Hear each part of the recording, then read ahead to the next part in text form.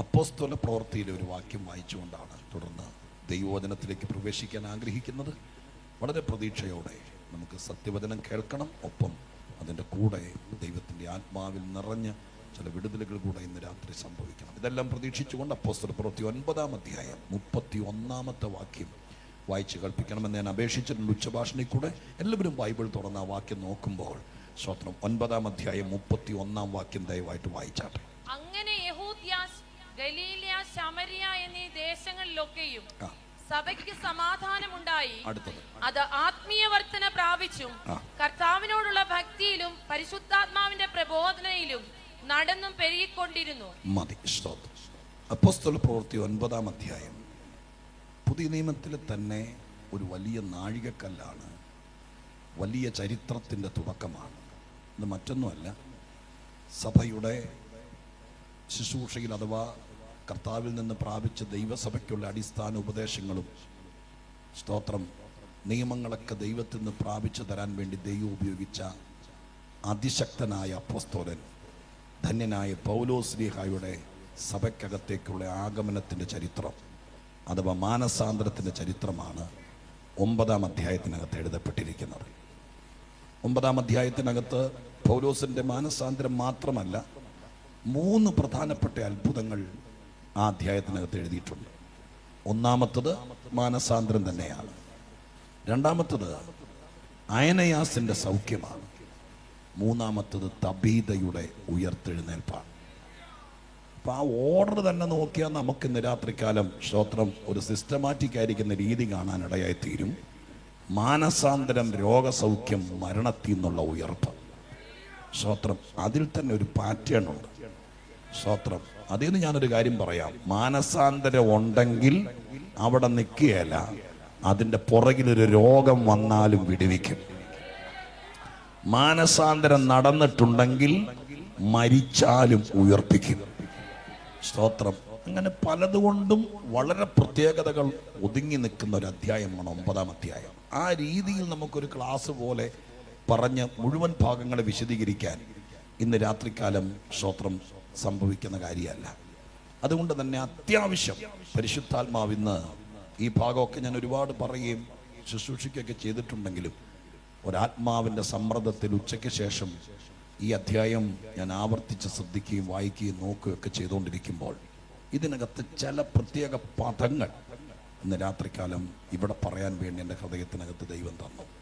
ആ പദങ്ങൾക്കകത്ത് ദൈവം എന്തോ മറച്ചു വെച്ചിട്ടുണ്ടെന്ന് ഇന്ന് വരെയുള്ള എൻ്റെ ശുശ്രൂഷ അനുഭവത്തിൽ ഞാൻ അനുഭവിച്ചിട്ടുള്ളത് കൊണ്ട് ഞാൻ ആ പദങ്ങളിൽ മുറുകെ പിടിച്ചുകൊണ്ട് നിൽക്കുകയാണ്. ബാക്കി നിങ്ങളുടെ പ്രാർത്ഥനയും മഹാദൈവത്തിൻ്റെ കരുണയും. അതുകൊണ്ട് ഇന്ന് രാത്രികാലം ആ കാര്യങ്ങളിലേക്ക് നമ്മൾ കടക്കാൻ വേണ്ടി ദൈവസന്നിധിയിൽ ആഗ്രഹിക്കുകയാണ്. സ്തോത്രം.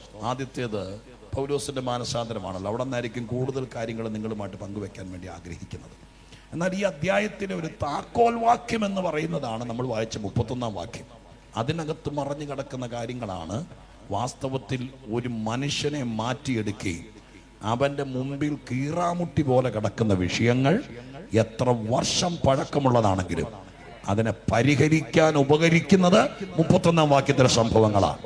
അപ്പം അത്രയും കാര്യങ്ങൾ നിങ്ങളുടെ ശ്രദ്ധയിൽപ്പെടുത്തണം എന്നെനിക്ക് ആഗ്രഹമുണ്ട്. പരിശുദ്ധാത്മാവ് എത്രത്തോളം ആ കാര്യങ്ങൾക്ക് വിശദീകരണം വരുന്നതനുസരിച്ച് സമയത്തിൻ്റെ പരിധിക്കുള്ളിൽ പറ്റും അത്രയും ഞാൻ ആത്മാർത്ഥതയോടെ ചെയ്യാൻ ദൈവസന്നിധിയിൽ ആഗ്രഹിക്കാം. കരമുയർത്തി ഒന്നോടെ ദൈവത്തിന് സ്തോത്രം ചെയ്താട്ടെ. നിങ്ങൾക്കറിയാലോ, പൗലോസ് സ്തോത്രം നന്നാ ചെറുപ്പത്തിലെ ബെന്യാമീൻ ഗോത്രത്തിലാണ് ജനിച്ചവൻ. ബെന്യാമീൻ ഗോത്രത്തിൽ ജനിച്ചവനായിരിക്കുന്ന സ്തോത്രം പൗലോസിനെ സ്തോത്രം യെരുശലേമിലല്ല, റോമൻ കോളനി പോലെ ആയിരിക്കുന്ന ഒരു തുറമുഖ പട്ടണമായിരിക്കുന്ന തെർസോസ് എന്ന ആ കാലഘട്ടത്തിലെ പ്രധാന ഒരു നഗരത്തിലാണ് അദ്ദേഹം ജനിച്ചു വളർന്നത്. ഒരു വലിയ മുതലാളിയുടെ മോനായിരുന്നെന്നൊക്കെയാണ് പ്രഭാഷകർ പറയുകയും വ്യാഖ്യാതാക്കൾ എഴുതിയിരിക്കുകയും ചെയ്യുന്നത്. അതൊക്കെ സത്യമായിരിക്കാം.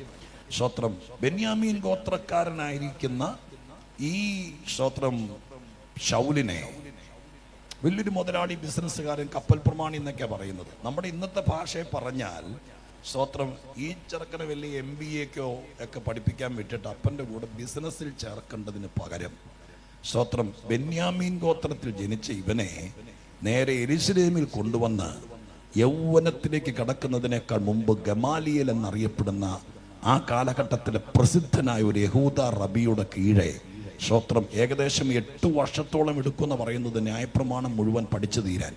അപ്പോൾ സ്തോത്രം, ന്യായപ്രമാണം പഠിക്കാൻ വേണ്ടിയിട്ട് ഇവിടെ കൊണ്ടുവന്നാക്കി. സ്തോത്രം, ഹല്ലേലൂയ. നിങ്ങൾ ഓർത്തോളണം, കൊണ്ടുവന്നാക്കുമ്പോൾ നിങ്ങൾ ഓർത്തോളണം, കർത്തൃദാസന്മാർക്കെങ്കിലും അറിയാം, ദേവാലയ ശുശ്രൂഷകൾക്കെല്ലാം സ്തോത്രം ലേവി ഗോത്രത്തിൽ ജനിച്ചെങ്കിലേ പ്രയോജനമുള്ളൂ. ഗോത്രം അടിസ്ഥാനത്തിലാണല്ലോ ശുശ്രൂഷ. ഒരു പുരോഹിതനാകണമെങ്കിൽ അതിനോടനുബന്ധപ്പെട്ട കാര്യങ്ങൾ എന്തെങ്കിലുമൊക്കെ നടക്കണമെന്നുണ്ടെങ്കിൽ പ്രധാന കാര്യങ്ങളെല്ലാം റിസർവ്ഡ് ആണ്. അതെല്ലാം ലേവി ഗോത്രത്തിലാണ്. സ്തോത്രം. പക്ഷെ ബെന്യാമീൻ ഗോത്രത്തിൽ ജനിച്ച ഈ മകനെ ഈ അപ്പൻ അവരുടെ ആത്മീയതയുടെ ഒരു തിളപ്പ് കൊണ്ട് യെരൂശലേമിൽ കൊണ്ടുവന്നാക്കി. അവിടെ ആക്കിയപ്പോൾ സിനഗോഗുകളിൽ, ലോക്കൽ കൂടി വരുന്ന സിനഗോഗുകളിൽ സ്തോത്രം ഉപദേശങ്ങൾ പറയാനും അങ്ങനെയുള്ള ചെറിയ കാര്യങ്ങൾക്കാണ് ഇനി എന്താ ന്യായപ്രമാണം പഠിച്ചാലും ബെന്യാമീൻ ഗോത്രക്കാരനെ സംബന്ധിച്ചിടത്തോളം പര്യാപ്തമാകുകയുള്ളൂ. അങ്ങനെ ആയിരിക്കുന്ന സ്തോത്രം ഈ ശൗലിനെ യെരൂശലേമിൽ പോയി ഇതെല്ലാം പഠിച്ചു. ആ കാലഘട്ടത്തിൽ സ്തോത്രം, ഇത് പഠിക്കുന്ന കാലഘട്ടത്തിൽ സ്തോത്രം, നിലവിലിരുന്ന ഒരു വലിയ കള്ളക്കഥ, യേശുക്രിസ്തുവിനെ കുറിച്ചും കർത്താവിൻ്റെ മാർഗത്തെക്കുറിച്ചും യഹൂദന്മാർ പ്രചരിപ്പിച്ചുകൊണ്ടിരുന്ന ഒരു വലിയ കഥയുണ്ട്, കള്ളക്കഥ. ആ കഥ മറ്റൊന്നും ആയിരുന്നില്ല, സ്തോത്രം, യേശുക്രിസ്തു ഉയർത്തെഴുന്നേറ്റിട്ടില്ല എന്നും ക്രിസ്തുവിൻ്റെ മൃതശരീരം ശിഷ്യന്മാർ മോഷ്ടിച്ചുകൊണ്ട് പോയതാണെന്നും സ്തോത്രം. എന്നിട്ട് അവൻ്റെ ശിഷ്യന്മാർ നാട് നീളെ നടന്ന് യേശു ഉയർത്തെഴുന്നേറ്റു എന്ന് പ്രചരിപ്പിക്കുന്നതാണെന്നും ഒരു കഥ പ്രചരിപ്പിച്ചു. ആ വാക്യം വിശുദ്ധ ബൈബിളിനകത്തുണ്ട്. ഞാൻ എൻ്റെ ഊഹത്തിൽ നല്ല, ഇംഗ്ലീഷുകാരുടെ പുസ്തകത്തിൽ നല്ല പറയുന്നത്, വിശുദ്ധ ബൈബിളിലുണ്ട്. ആ വാക്യം ഒന്ന് കണ്ടിരിക്കുന്നത് നല്ലതാണ്. വായിച്ചു കേൾപ്പിക്കും. വിശുദ്ധ മത്തായിയുടെ സുവിശേഷം 28-ാം അധ്യായത്തിന്റെ 15-ാമത്തെ വാക്യമാണ്. ഒന്ന് വായിച്ചു കേൾപ്പിച്ചാട്ടെ. 28:15. അവര് പണം വാങ്ങി ഉപദേശപ്രകാരം ചെയ്തു. ഈ കഥ ഇന്നുവരെ യഹൂദന്മാരുടെ ഇടയിൽ പരക്കെ നടപ്പായി അഥവാ പ്രചരിച്ചിരുന്നു. കണ്ട വാക്യം, അങ്ങനെയുള്ള വാക്യങ്ങൾ ശ്രദ്ധിച്ചേക്കണം കേട്ടോ. അപ്പൊ ആ സംഭവം നിങ്ങൾ പറയാം. യേശുക്രിസ്തുവിനെ സ്തോത്രം, കർത്താവായ യേശുക്രിസ്തുവിനെ അരിമത്തിയിലെ യോസേപ്പിന്റെ കല്ലറയിൽ ക്രൂശീകരണത്തിന് ശേഷം അടക്കം കഴിഞ്ഞതിന് ശേഷം സ്തോത്രം, യേശുവിനെ ക്രൂശിച്ച് അടക്കുന്നതിന് പ്രത്യേക സമയത്താണ് സ്തോത്രം, ശബത്തിന്റെ തലേനാളാണ്. ശബത്തിന്റെ തലേനാൾ. അന്ന് ക്രൂശിൽ മൃതശരീരം കിടക്കാൻ പാടില്ല. അങ്ങനെ കിടക്കുവാണെങ്കിൽ തന്നെ ശബത്ത് തുടങ്ങിയാൽ പിന്നെ മൃതശരീരത്തിൽ തൊടാനോ മൃതശരീരം ഇറക്കാനോ കഴിയത്തില്ല. അതുകൊണ്ട് ഒരു ക്രിട്ടിക്കൽ ടൈമിലാണ് യേശുക്രിസ്തുവിനെ വാസ്തവത്തിൽ ക്രൂശിക്കുന്നത്. നിങ്ങൾ വായിച്ചിട്ടുണ്ടായിരിക്കും സ്തോത്രം, ലൂക്കോസിന്റെ സുവിശേഷത്തിനകത്ത് ക്രിസ്തുവിന്റെ ശവസംസ്കാരം കഴിഞ്ഞു. സ്തോത്രം, അരിമത്തിയിലെ യോസേപ്പും നിക്കോദീമോസും കൂടിയാണ് യോസേപ്പിന്റെ കല്ലറത്തോട്ടത്തിനകത്ത് കർത്താവിനെ അടക്കുന്നത്. അടക്കി കഴിഞ്ഞ്, ലൂക്കോസാണ് എഴുതിയിരിക്കുന്നത്, അടക്കി ഒരു കല്ല് കൊണ്ട് ഉരുട്ടി വെച്ച് കഴിഞ്ഞ മാത്രയിൽ ഒരു വാക്ക് ലൂക്കോസ് എഴുതിയിട്ടുണ്ട്, ശബത്തും ആരംഭിച്ചു. സ്തോത്രം. അതിനർത്ഥം കൃത്യമായിരുന്ന സമയം. ഞാൻ ആ ഭാഗം ഓർക്കുമ്പോൾ ചിന്തിക്കാറുണ്ട്, കർത്താവ് എത്ര കൃത്യമായിട്ടാണ്, സർവശക്തനായ ദൈവം ഓരോ പ്ലാനുകൾ ചെയ്യുന്ന എത്ര കൃത്യമായിട്ടാണെന്ന് അറിയാമോ? യേശുക്രിസ്തു ക്രൂശിക്കപ്പെടണമെന്നുള്ളത് ദൈവത്തിന്റെ നിർണയമായിരുന്നു. സ്തോത്രം. എന്നാൽ ഒരു വാക്യം പ്രവചനമായിട്ട് ദാവീദ് ഇങ്ങനെ പറഞ്ഞിട്ടുണ്ട്. ആ പ്രവചന വാക്യതാണ്, എൻ്റെ പുത്രനെ ദ്രവത്വം കാണാൻ ഞാൻ സമ്മതിക്കില്ല. ഇന്ന് രാത്രി ഇവിടെ ഇരിക്കുന്ന ദൈവമക്കളോട് പറയാം, കർത്താവായ യേശുവിന്റെ മാർഗത്തിലേക്ക് തിരിഞ്ഞാൽ, ക്രിസ്തുവിനെ വിശ്വസിച്ചാൽ, ഈ പുസ്തകത്തിൽ പറയുന്ന പല വചനങ്ങളും നമ്മുടെ സ്വന്തമാണ്. സ്തോത്രം. അതുകൊണ്ട് ഈ രാത്രി കർത്താവിനെ അകമഴിഞ്ഞ് വിശ്വസിക്കുകയും വേദപുസ്തകം നിനക്ക് ദൈവം തന്ന സ്വന്തമാണെന്ന് വിശ്വസിക്കുകയും ചെയ്താൽ, സ്തോത്രം, അത്യാവശ്യത്തിനൊരു വാക്യം മാത്രം തപ്പിയെടുക്കുന്നവരല്ല പറയുന്നത്, ഈ പുസ്തകം അനുസരിച്ച് ജീവിക്കുന്നവനാണെങ്കിൽ ഞാനൊരു ദൂത് പറയാം, ആ വാക്യം നിനക്കും ബാധകമാണ്. ഒരുപക്ഷെ നിന്നെ സ്തോത്രം പ്രാർത്ഥനാ മുറിയിൽ വെച്ച് അറസ്റ്റ് ചെയ്യാൻ സമ്മതിച്ചേക്കാം, അവിടെ നിന്ന് നിന്നെ കയ്യാമം വെക്കാൻ സമ്മതിച്ചേക്കാം, കോടതികളിൽ മാറി മാറി വിസ്തരിച്ചേക്കാം, ചമ്മട്ടി കൊണ്ട് പുറമെല്ലാം അടിച്ചു കീറിയേക്കാം, അസ്ഥികൾ തമ്മിൽ ബന്ധം വിട്ടേക്കാം, തലയിൽ മുൾക്കിരീടം വെച്ചേക്കാം, ഉടുതുണി പറിച്ചെടുത്തേക്കാം, ആക്ഷേപിച്ചേക്കാം, രണ്ട് കള്ളന്മാരുടെ നടുവിൽ ആകാശത്തിന്റെ ഭൂമിയുടെ മധ്യത്തിൽ ക്രൂശിച്ചേക്കാം. ഇതൊക്കെ സംഭവിക്കാൻ സ്വർഗത്തിലെ അപ്പൻ സമ്മതിച്ചാലും അതിന്റെ അപ്പുറം ഒരു വാക്യം കിടക്കുന്നുണ്ട്. അതെന്താണെന്നറിയാമോ? ലോകമേ, യഹൂദ മതമേ, നീ എന്തൊക്കെ ചെയ്താലും ദ്രവത്വം കാണാൻ ഞാൻ സമ്മതിക്കാനില്ല.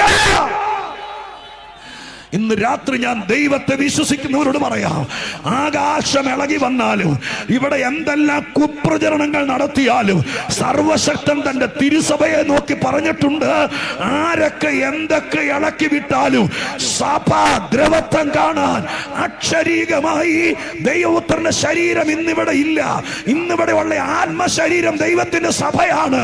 അതിനെ ദ്രവത്വം കാണിക്കാൻ എത്ര പേർ ഇന്ന് രാത്രി, ഞാൻ പെട്ടെന്ന് കയറി വന്നൊരു ദൂതായിരിക്കുക, വിശദീകരണം ചുരുക്കിക്കൊണ്ട് പറയാം, നീ കർത്താവിന്റെ സഭയുടെ ഭാഗമായിട്ടുണ്ടെങ്കിൽ, രക്ഷിക്കപ്പെട്ടിട്ടുണ്ടെങ്കിൽ, സ്നാനപ്പെട്ടിട്ടുണ്ടെങ്കിൽ, തിരുസഭയുടെ അംഗമായിട്ടുണ്ടെങ്കിൽ, നിന്നെ ദ്രവത്വം കാണിക്കാൻ ആരൊക്കെ ഇനി എന്തൊക്കെ പരിപാടി, നമ്മൾ മലയാളി പറയുന്നത് പോലെ കൂടോത്രമോ കൈവശമോ എന്തൊക്കെ ചെയ്താലും ദ്രവത്വം കാണിക്കാൻ സ്വർഗ്ഗം സമ്മതിക്കത്തില്ലെന്ന് എഴുതി, പിന്നെ അതിനപ്പുറം അപ്പീലില്ല.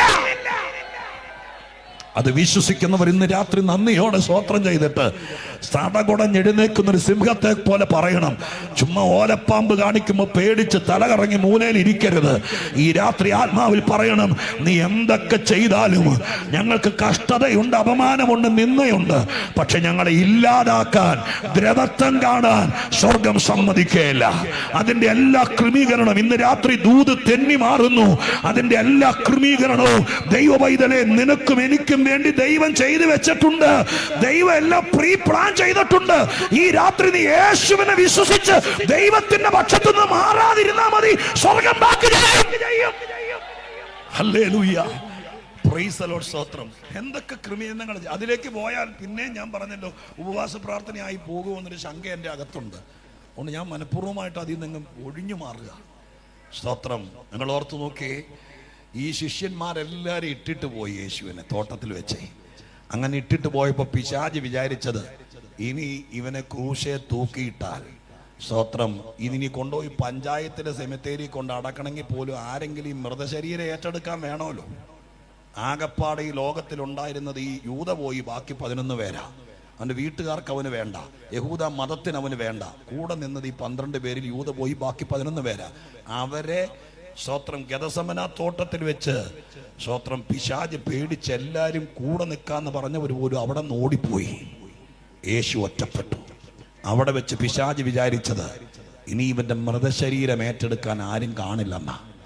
പക്ഷെ സംഭവിച്ചത് എന്നാന്നറിയാമോ? സ്തോത്രം, സർവശക്തനായ ദൈവം ആരാ? ഇവരെ കൊണ്ടൊന്നും നടക്കില്ലെന്നറിയാം. അതുകൊണ്ട് തന്നെ പീലാത്തോസിന്റെ മന്ത്രിസഭയിൽ ഒരുത്തനെ രഹസ്യ ശിഷ്യനായി ദൈവം തമ്പുരാൻ കരുതി വെച്ചിരുന്നു, അരിമത്തിയിലെ യോസേപ്പ്.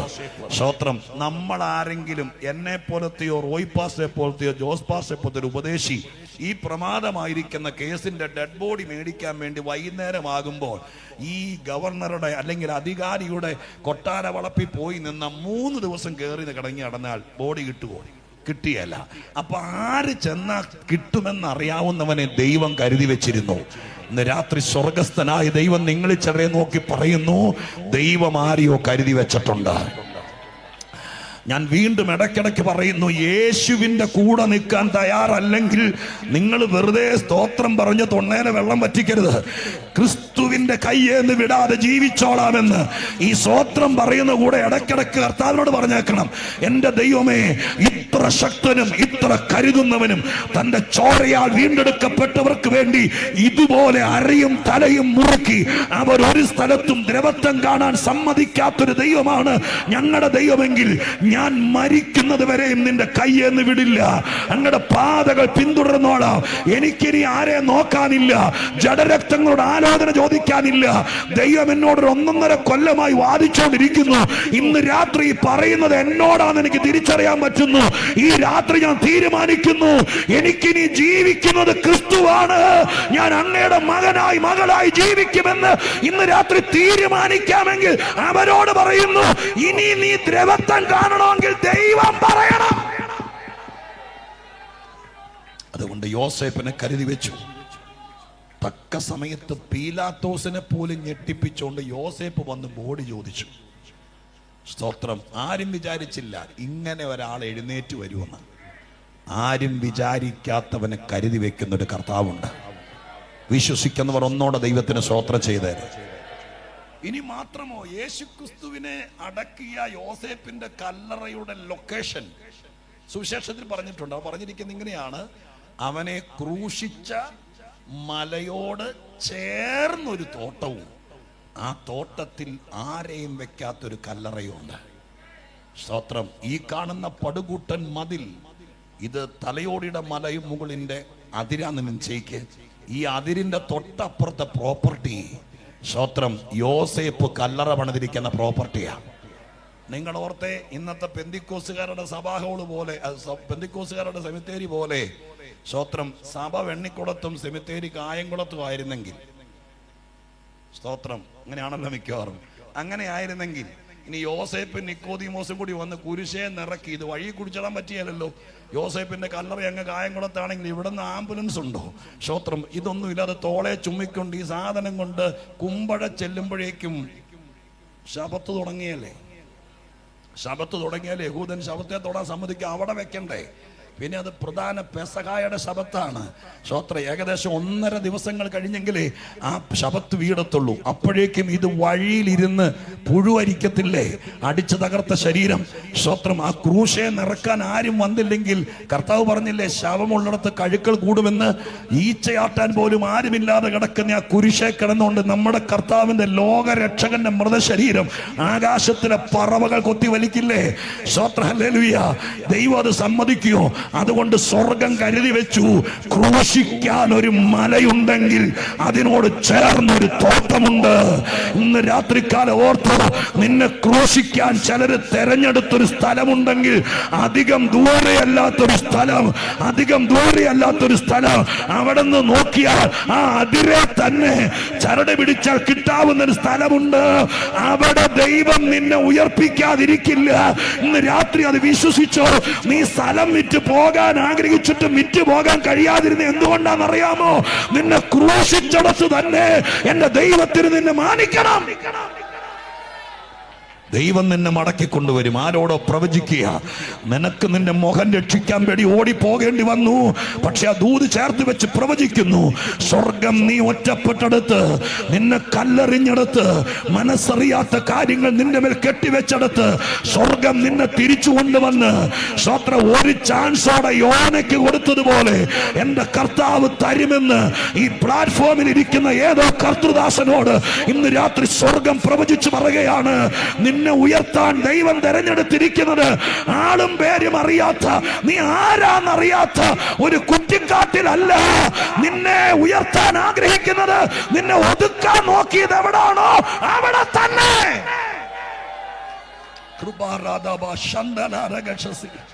ഹല്ലേലൂയ. സ്തോത്രം ചെയ്യുന്നു. അത് കഴിഞ്ഞിട്ടേ ബാക്കി എന്തും ദൈവം ചെയ്യുള്ളൂ. അപ്പൊ യേശുക്രിസ്തുവിനെ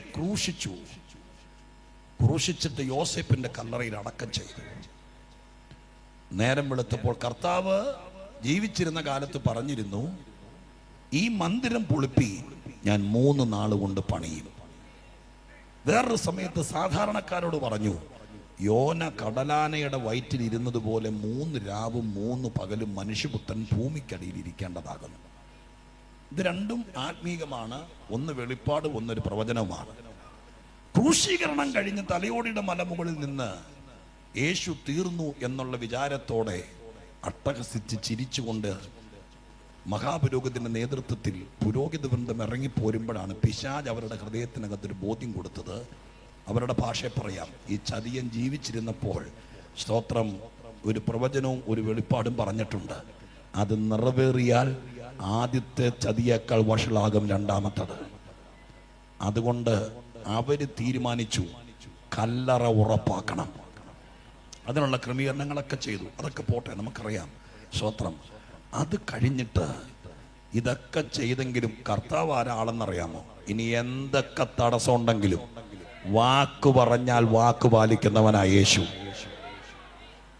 ഇനി ഇമ്പീരിയൻ മുദ്രയല്ല, രാജാവിനെ കൊണ്ടെന്ന് കാവലിരുത്തിയാലും 3 ദിവസം കഴിയുമ്പോൾ ഇത് പണിയുമെന്ന് അവൻ പറഞ്ഞിട്ടുണ്ടെങ്കിൽ പണിതിരിക്കും. അതിന്ന് രാത്രി ഞാൻ നിങ്ങളോടും പറയാം. സ്തോത്രം.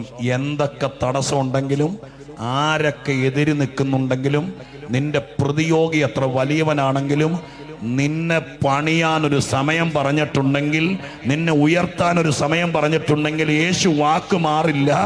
ആര് കാവല് നിന്നാലും സായുധ സന്നാഹത്തിന്റെ പടഹധ്വനി നിന്റെ കൂടാരവാതുക്കൾ പന്തല് കെട്ടി കാവൽ നിന്നാലും, ഇന്ന് രാത്രി ഞാൻ ആത്മാവിൽ പറയാം, വാക്ക് പറഞ്ഞവൻ യേശു ആണെങ്കിൽ അവൻ അത് ചെയ്തിരിക്കും. സ്തോത്രം. മൂന്നാം നാൾ യേശു ഉയർത്തെഴുന്നേറ്റു. പട്ടാളക്കാർ കാവൽ നിൽക്കുന്നവർ നോക്കിയപ്പോൾ കല്ലുരുണ്ടു പോയിരിക്കുന്നു. അവർ സൂക്ഷിച്ചു നോക്കിയപ്പോൾ അകത്താളില്ല. സ്തോത്രം. മറിയൊക്കെ വരുന്നതിനൊക്കെ മുമ്പ് നടന്ന സംഭവമായി പറയുന്നത്. നമ്മൾ ആ ഭാഗം കൂട്ടി വായിക്കണം. മറിയൊക്കെ പിന്നെ വന്നപ്പോഴല്ലേ സ്തോത്രം ദൂതൻ ഇരിക്കുന്നതും ദൂതൻ അവനിവിടെ ഇല്ലെന്നൊക്കെ പറഞ്ഞ്. അതിനേക്കാളൊക്കെ മുമ്പ് പട്ടാളം നോക്കുമ്പോൾ കല്ലുരുണ്ട് മാറി, ആളകത്തില്ല. റോമൻ സർക്കാരിന്റെ ഉദ്യോഗസ്ഥരാണ് റോമൻ പട്ടാളക്കാർ. കസ്റ്റോഡിയൻ എന്നറിയപ്പെടുന്ന ഏറ്റവും പ്രധാനപ്പെട്ട പട്ടാള വിങ്ങാണ് അവർ. ഏത് അപകട മേഖലയിലും കാവൽ നിൽക്കാൻ പറ്റുന്ന ബ്ലാക്ക് ക്യാറ്റ്സിനേക്കാൾ മൂർച്ചയുള്ള അതീവ ശക്തിയുള്ള തൻ്റെടികൾ. അവര് നോക്കിയപ്പോൾ ആള് പോയി. നിങ്ങൾ പറയണം, അങ്ങനെയാണെങ്കിൽ പട്ടാളം റിപ്പോർട്ട് ചെയ്യേണ്ടത് എവിടെ ആയിരുന്നു? സർക്കാരിന്റെ ആൾക്കാരല്ലേ ഇവര്. റിപ്പോർട്ട് ചെയ്യേണ്ടത് നേരെ ഗവൺമെന്റിലായിരുന്നു. പീലാത്തോസിന്റെ അടുക്കല പറയുന്നത്, സാറേ നമ്മൾ കാവൽ നിന്നു, പക്ഷെ ആളെഴുന്നേറ്റ് പോയി. സ്തോത്രം. ഞങ്ങൾ ഉറങ്ങിയിട്ടില്ല, ഞങ്ങൾ നോക്കി എപ്പോഴാണെന്നറിയില്ല. പക്ഷെ ഇവര് ചെന്ന് പറഞ്ഞത് പീലാത്തോസിന്റെ അടുക്കലല്ല, പുരോഹിതന്മാരുടെ അടുക്കലാണ്. അതിന്റെ കളി ഇന്ന് രാത്രി ഞാൻ പറഞ്ഞു നിന്ന് കഴിഞ്ഞാൽ വീണ്ടും ആ വഴിക്ക് സമയം പോകും. ഇവരവിടെ അല്ല പറഞ്ഞു, ഓടിച്ചെന്ന് ഇവരോട് പറഞ്ഞു, സാറേ പണി മുഴുവൻ പോയി. പിള്ളേരുടെ ഭാഷ പറഞ്ഞ പണിയെല്ലാം പാളി.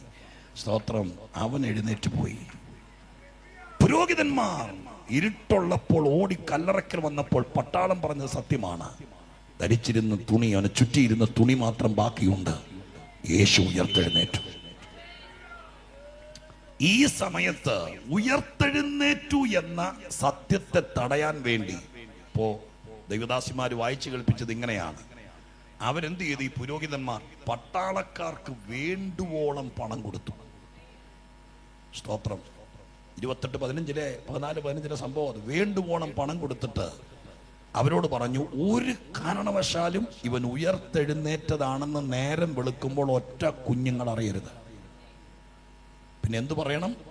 ഈ പ്രമാദമായിരിക്കുന്ന കേസിന്റെ ഗതസമനം മുതൽ ഇങ്ങോട്ട് 10-38 മണിക്കൂറായി ഉറങ്ങാതെ ക്ഷീണിച്ച് ഈ ടീം തന്നെയാണ് കാവൽ നിൽക്കുന്നത്.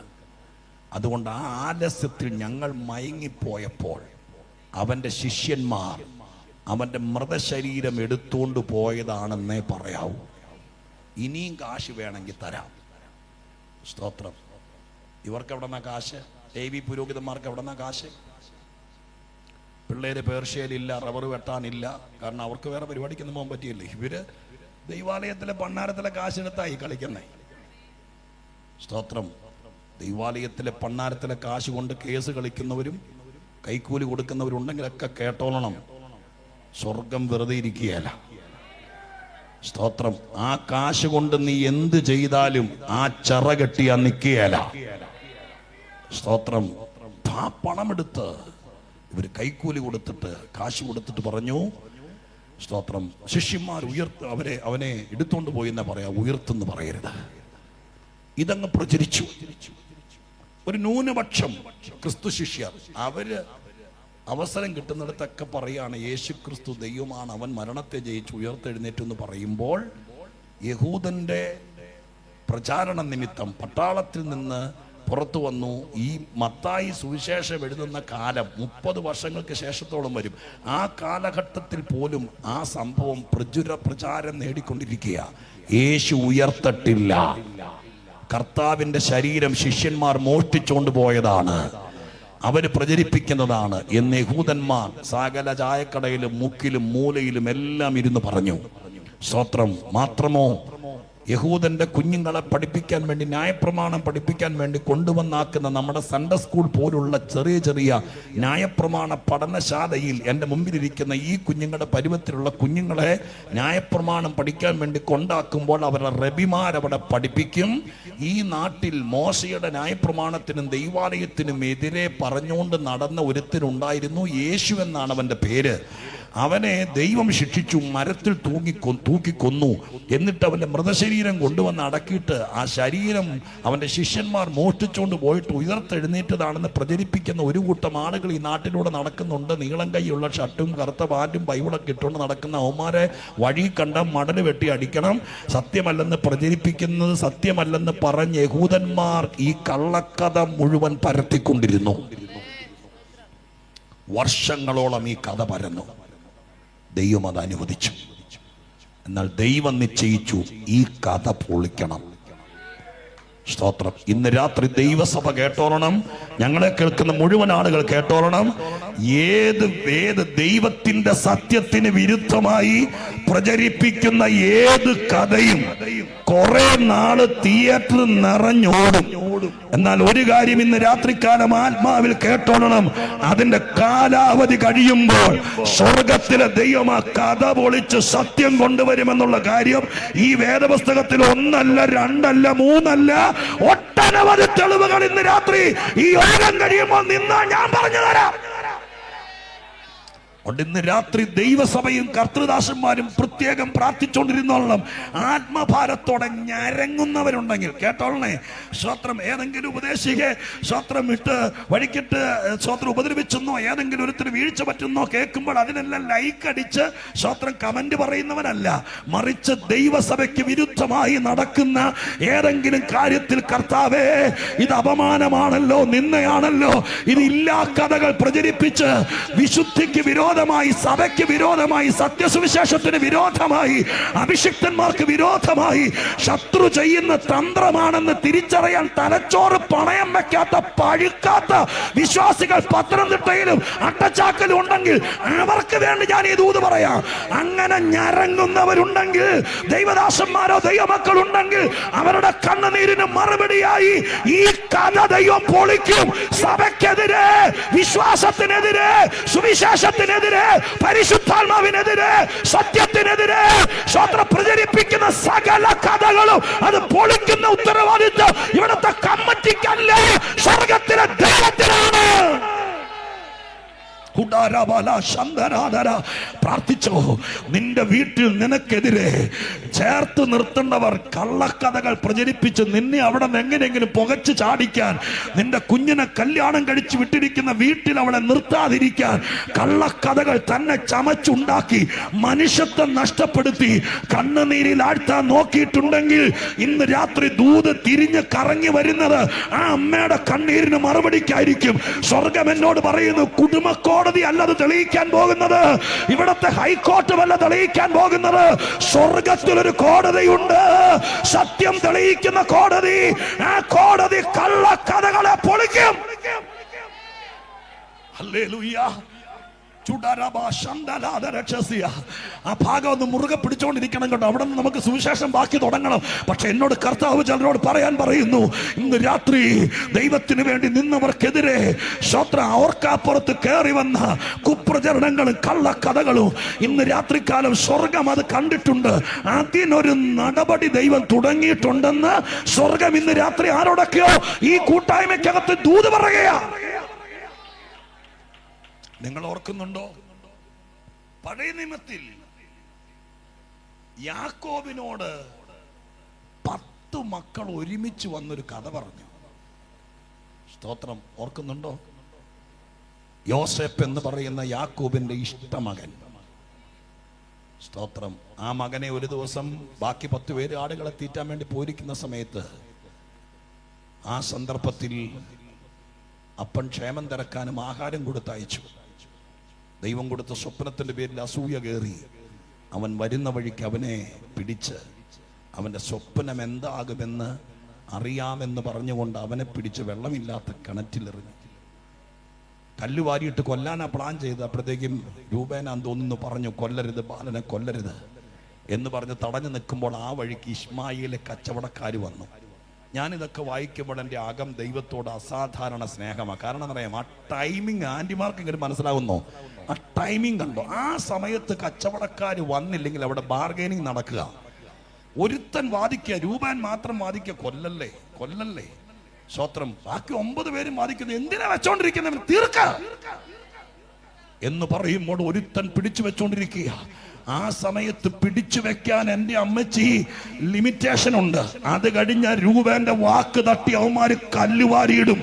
അതിനേക്കാൾ മുമ്പ് സർവശക്തൻ സ്വപ്നമുള്ളവനെ പൊക്കിക്കൊണ്ടു പോകാൻ ആ വഴിയിലൂടെ കച്ചവടക്കാരെ വരുത്തിയ ദൈവമാണ് എൻ്റെ ദൈവം. നിന്നെ നേരെ നിർത്താൻ, സ്വത്രം നിന്നെ പിടിച്ചു നിർത്താൻ, നിന്റെ സ്വപ്നങ്ങളും ദർശനങ്ങളും പൂവണിയാൻ നിന്റെ വീട്ടുകാരെതിരാണെങ്കിൽ നിനക്ക് പരിചയമില്ലാത്തൊരു കൂട്ടത്തെ നിന്റെ വഴിയിലൂടെ വിട്ട് നിന്നെ കുറിച്ചുള്ള വാഗ്ദത്തം നിറവേറ്റാൻ ഈ ദൈവത്തെ പോലൊരു ദൈവമുണ്ടോ?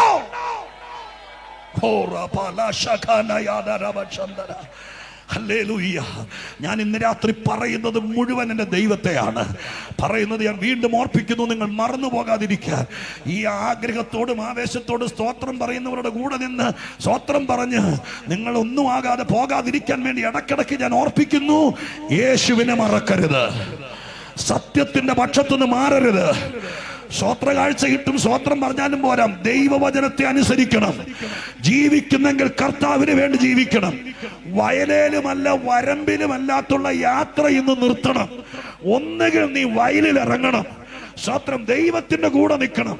അങ്ങനെയാണെങ്കിൽ ഞാൻ ഇന്ന് രാത്രി പറയുന്നു, ഏത് കഥ വന്നാലും ദൈവം ഏറ്റോളും.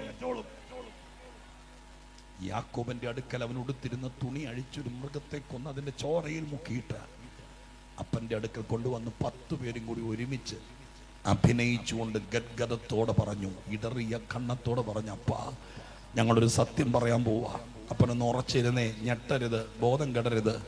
വേറൊന്നുമല്ല, അപ്പനെ ഏറ്റവും ഇഷ്ടപ്പെട്ട ഞങ്ങളുടെ സഹോദരൻ അപ്പന്റെ മോൻ ഞങ്ങൾക്ക് ആഹാരവുമായി വന്നപ്പോൾ ഞങ്ങൾ ബാലന്റെ അലർച്ചയും കരച്ചിലും കേട്ടോണ്ട് ഓടിച്ചെല്ലുമ്പോൾ അവനെ ഒരു കാട്ടുമൃഗം തിന്നു. ഈ വസ്ത്രം മാത്രമേ കിട്ടിയുള്ളൂ. സ്തോത്രം. ഇത് അപ്പന്റെ കയ്യിൽ കൊടുക്കുമ്പോൾ വേദനയോടെ പുലമ്പിക്കൊണ്ട്, അന്ന് ഇതുപോലത്തെ വലിയ സ്തോത്രം എന്താ പറയുക, വലിയ കബോർഡോ അലമാരിയോ ഒന്നും ഇല്ലല്ലോ. ആ കീറിപ്പറഞ്ഞ വസ്ത്രം യാക്കോബിന്റെ കട്ടിലിനടിയിലേക്ക് നീക്കി വെച്ചു.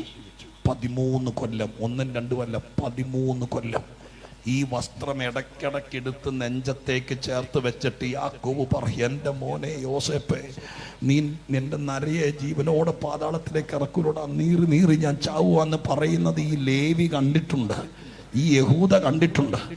ഇവരൊക്കെ കണ്ടിട്ടും 13 കൊല്ലത്തിനിടയിൽ ഒരിക്കൽ പോലും പറഞ്ഞില്ല, പപ്പ സ്വത്തിന് 5 കൊല്ലം കഴിഞ്ഞല്ലോ, ഞാൻ സത്യം പറയാം, അവരോട് പറയരുത്, അവരെന്നെ കൊല്ലും. യോസേപ്പ് കാട്ടുമൃഗം തിന്നതൊന്നുമല്ല, പപ്പ ആരോടും പറയരുത്. സ്വത്രം. അവനെ കച്ചവടക്കാർക്ക് മറിച്ച് വിറ്റതാന്ന് പറഞ്ഞായിരുന്നെങ്കിൽ ആ ദുഃഖത്തിന് പകുതി വേദന കുറഞ്ഞേനെ എവിടെയെങ്കിലും. പക്ഷേ 13 കൊല്ലത്തിനിടയിൽ ഇവരാരും പറഞ്ഞില്ല. ആ കഥ യാക്കോബിന്റെ അകത്ത് വേദനയോടെ നിന്നു, നാട്ടിൽ മുഴുവൻ പ്രചരിച്ചു. ദൈവത്തെ സേവിക്കാൻ ഇറങ്ങിയ അബ്രാഹാമിന്റെ കുടുംബത്തിൽ സ്വത്രം അനിഷ്ട സംഭവങ്ങൾ നടക്കുന്നു. സത്യദൈവത്തെ സേവിക്കാൻ ഇറങ്ങി യാഗപീഠം പണിത് ആരാധിച്ച് സ്വത്രം പാരമ്പര്യങ്ങളെ വിട്ടിറങ്ങിയവന്റെ കുടുംബത്തിനകത്ത് തലമുറകൾ നഷ്ടപ്പെടുന്നു എന്നുള്ള കള്ളപ്രചരണം നാട്ടിൽ പ്രചരിച്ചു. ഇന്നത്തെ തലമുറ ചോദിക്കുക, അങ്ങനെയാണെങ്കിൽ പിന്നെ ദൈവത്തെ സേവിച്ചിട്ട് യോസേപ്പ് എന്നാ നല്ല ചെറുക്കനായിരുന്നു, എത്ര പ്രാർത്ഥനക്കാരനായിരുന്നു, അവനീ ഗതികേട് പറ്റിയെങ്കിൽ പിന്നെ നമ്മൾ എന്തിനാ ദൈവത്തെ സേവിക്കുന്നേ എന്ന് ചോദിക്കാനുള്ള വഴി വെട്ടിയിട്ടു. പക്ഷെ ദൈവാരാ ശക്തനല്ലേ. 13 കൊല്ലം കഴിയുമ്പോൾ കണ്ണിന്റെ പിരികം പോലും നരച്ച് തന്റെ കൂടാരവാതുക്കൽ യാക്കോബ് എന്ന വയസ്സൻ കാത്തിരിക്കുമ്പോൾ മിസ്രയീമിന്റെ ഇന്നത്തെ ഈജിപ്തിന്റെ കൊടി വെച്ചൊരു രഥം അവന്റെ വീട്ടുപടിക്കൽ വന്നു നിന്നു.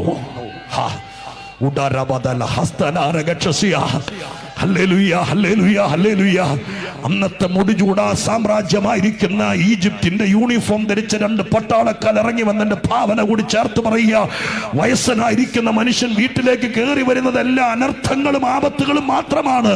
സർക്കാരിന്റെ ബോർഡ് വെച്ച് കൊടി വെച്ചൊരു രഥം വന്ന് നിന്നപ്പോൾ അടുത്ത കേസ് കെട്ടാണോ എന്നോർത്ത് ഉള്ളു കലങ്ങിക്കൊണ്ട് ചങ്കെടുത്ത് കൈ പിടിച്ചോണ്ട് വയസ്സൻ ആരാ വരുന്നെന്ന് കാത്തു നിൽക്കുമ്പോൾ ഭയഭക്തിയോടുകൂടെ കയറി വന്ന 2 അജാനുഭാവുക്കളായ പട്ടാളക്കാർ ആ വയസ്സന്റെ തിളങ്ങുന്ന കണ്ണുകളിലേക്ക് നോക്കിയിട്ട് ചോദിച്ചു, ഞങ്ങളുടെ യജമാനനായിരിക്കുന്ന യോസേപ്പിന്റെ അപ്പനല്ലേ, യാക്കോബ് പിതാവല്ലേ?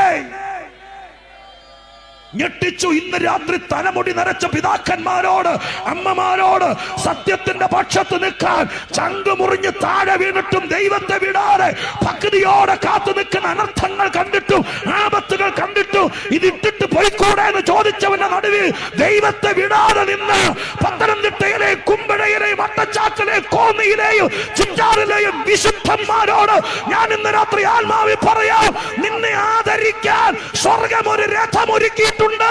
അത് നിന്റെ കണ്ണാൽ കാണാതെ നിന്നെ ദൈവം തിരിച്ചെടുക്കത്തില്ല.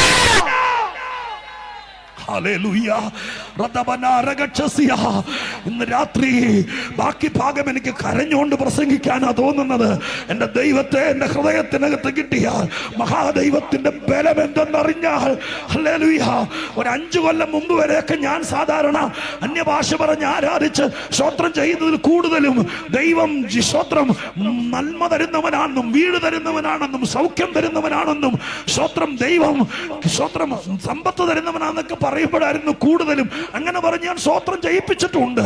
എന്നാൽ ഒരു 5 വർഷമായി ഈ വേദപുസ്തകത്തിന്റെ അകത്തളങ്ങളെ തപ്പിത്തടയുമ്പോൾ ഞാൻ ഇന്ന് രാത്രി ഏറ്റവും അധികം കരയുന്നത്, ഏറ്റവും അധികം ഇരിപ്പിടം മറന്ന് ആരാധിക്കുന്നത്, എന്റെ ദൈവത്തെ പോലെ തന്റേടിയായ ഒരു ദൈവം, വാക്ക് പറഞ്ഞാൽ മാറാത്തവൻ, അവന്റെ കൂടെ നിൽക്കുന്നവനെ ഒറ്റക്കൊടുക്കാത്തവൻ, കാല് വാരാത്തവൻ, അങ്ങനെ ഒരു ദൈവമില്ലെന്ന് പറയുമ്പോൾ, ഈ ദൈവത്തെ പോലൊരു ദൈവമില്ലെന്ന് പറയുമ്പോൾ ആരൊക്കെ നോക്കി നിന്നാലും നിൽക്കുന്നിടം മറന്ന് നിറഞ്ഞ കണ്ണുകളോടെ ആ പാദം ചുംബിച്ച് ആരാധിക്കാൻ എന്നെ പ്രേരിപ്പിക്കുന്നത് എന്റെ കർത്താവിനെ പോലെ വിശ്വസ്തനില്ല, ശക്തനില്ല, അവനെ പോലെ പ്രാപ്തനില്ല.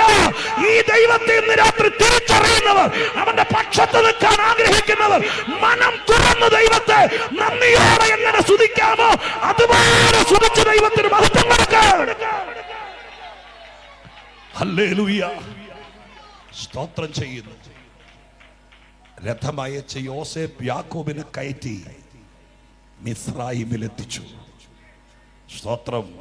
വീട്ടിൽ നിന്ന് ആഹാരത്തിന്റെ പൊതിയുമായി പോയ, സ്തോത്രം, വെറും പഞ്ഞിനൂലങ്കി ധരിച്ചു പോയ ഒരു മോനെ അല്ല പിന്നെ ദൈവം കൊണ്ടത്. പിന്നെ ഞാനൊരു ദൂത് പറയാം. യോസേപ്പിനെയൊക്കെ നമ്മൾ എത്രയോ പ്രസംഗിച്ചിട്ടുള്ളതാ. പിന്നെ ഞാനൊരു ദൂത് പറയാം.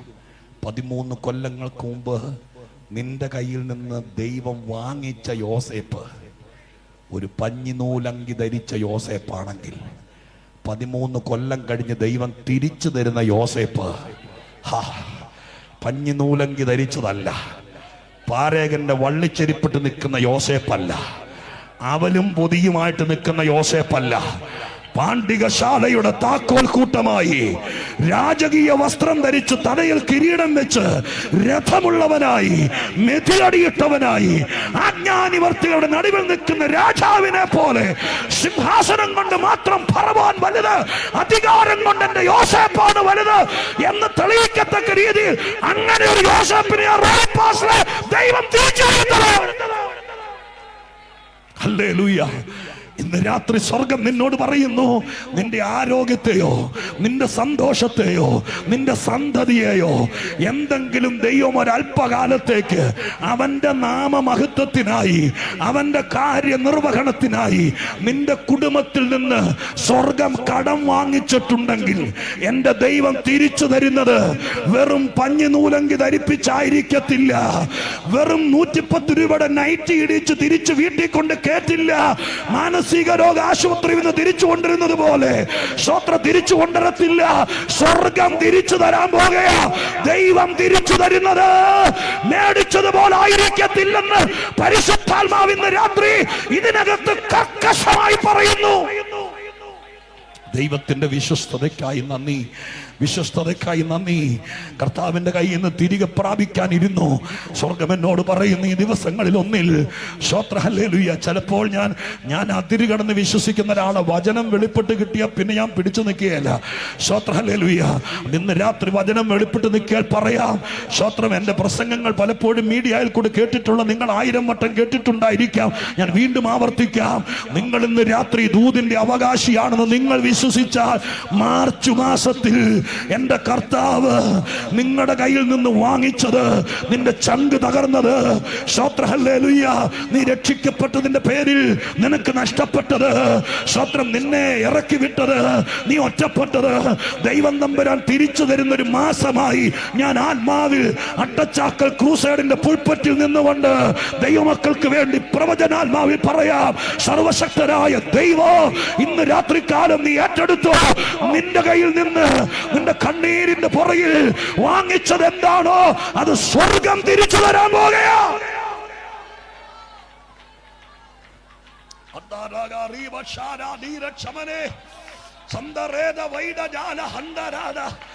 ആ ദൂതങ്ങ് കേറിപ്പോട്ടെ, കേറിപ്പോട്ടെ, ഹൃദയത്തിനുള്ളിലേക്ക് കേറിപ്പോട്ടെ.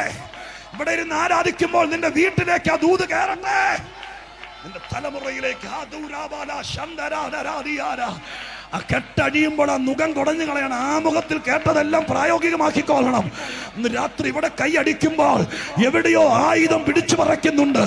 ഇവിടെ അന്യഭാഷ പറയുമ്പോൾ എവിടെയോ നിന്റെ സന്തതിക്ക് പേപ്പർ വർക്കുകൾ തയ്യാറാകുന്നുണ്ട്. സ്വർഗം ഇന്ന് രാത്രി പറയുന്നു, നിന്റെ വീട്ടിൽ വന്ന് ചിലര് പറഞ്ഞു, നീ കെട്ടും കെട്ടി പോയിട്ടല്ലേ, ഞങ്ങളുടെ കൂടെ ആയിരുന്നെങ്കിൽ എന്നേ കാര്യം നടന്നേനെ. ആ വാക്ക് സ്വർഗം കേട്ടിട്ടുണ്ട്.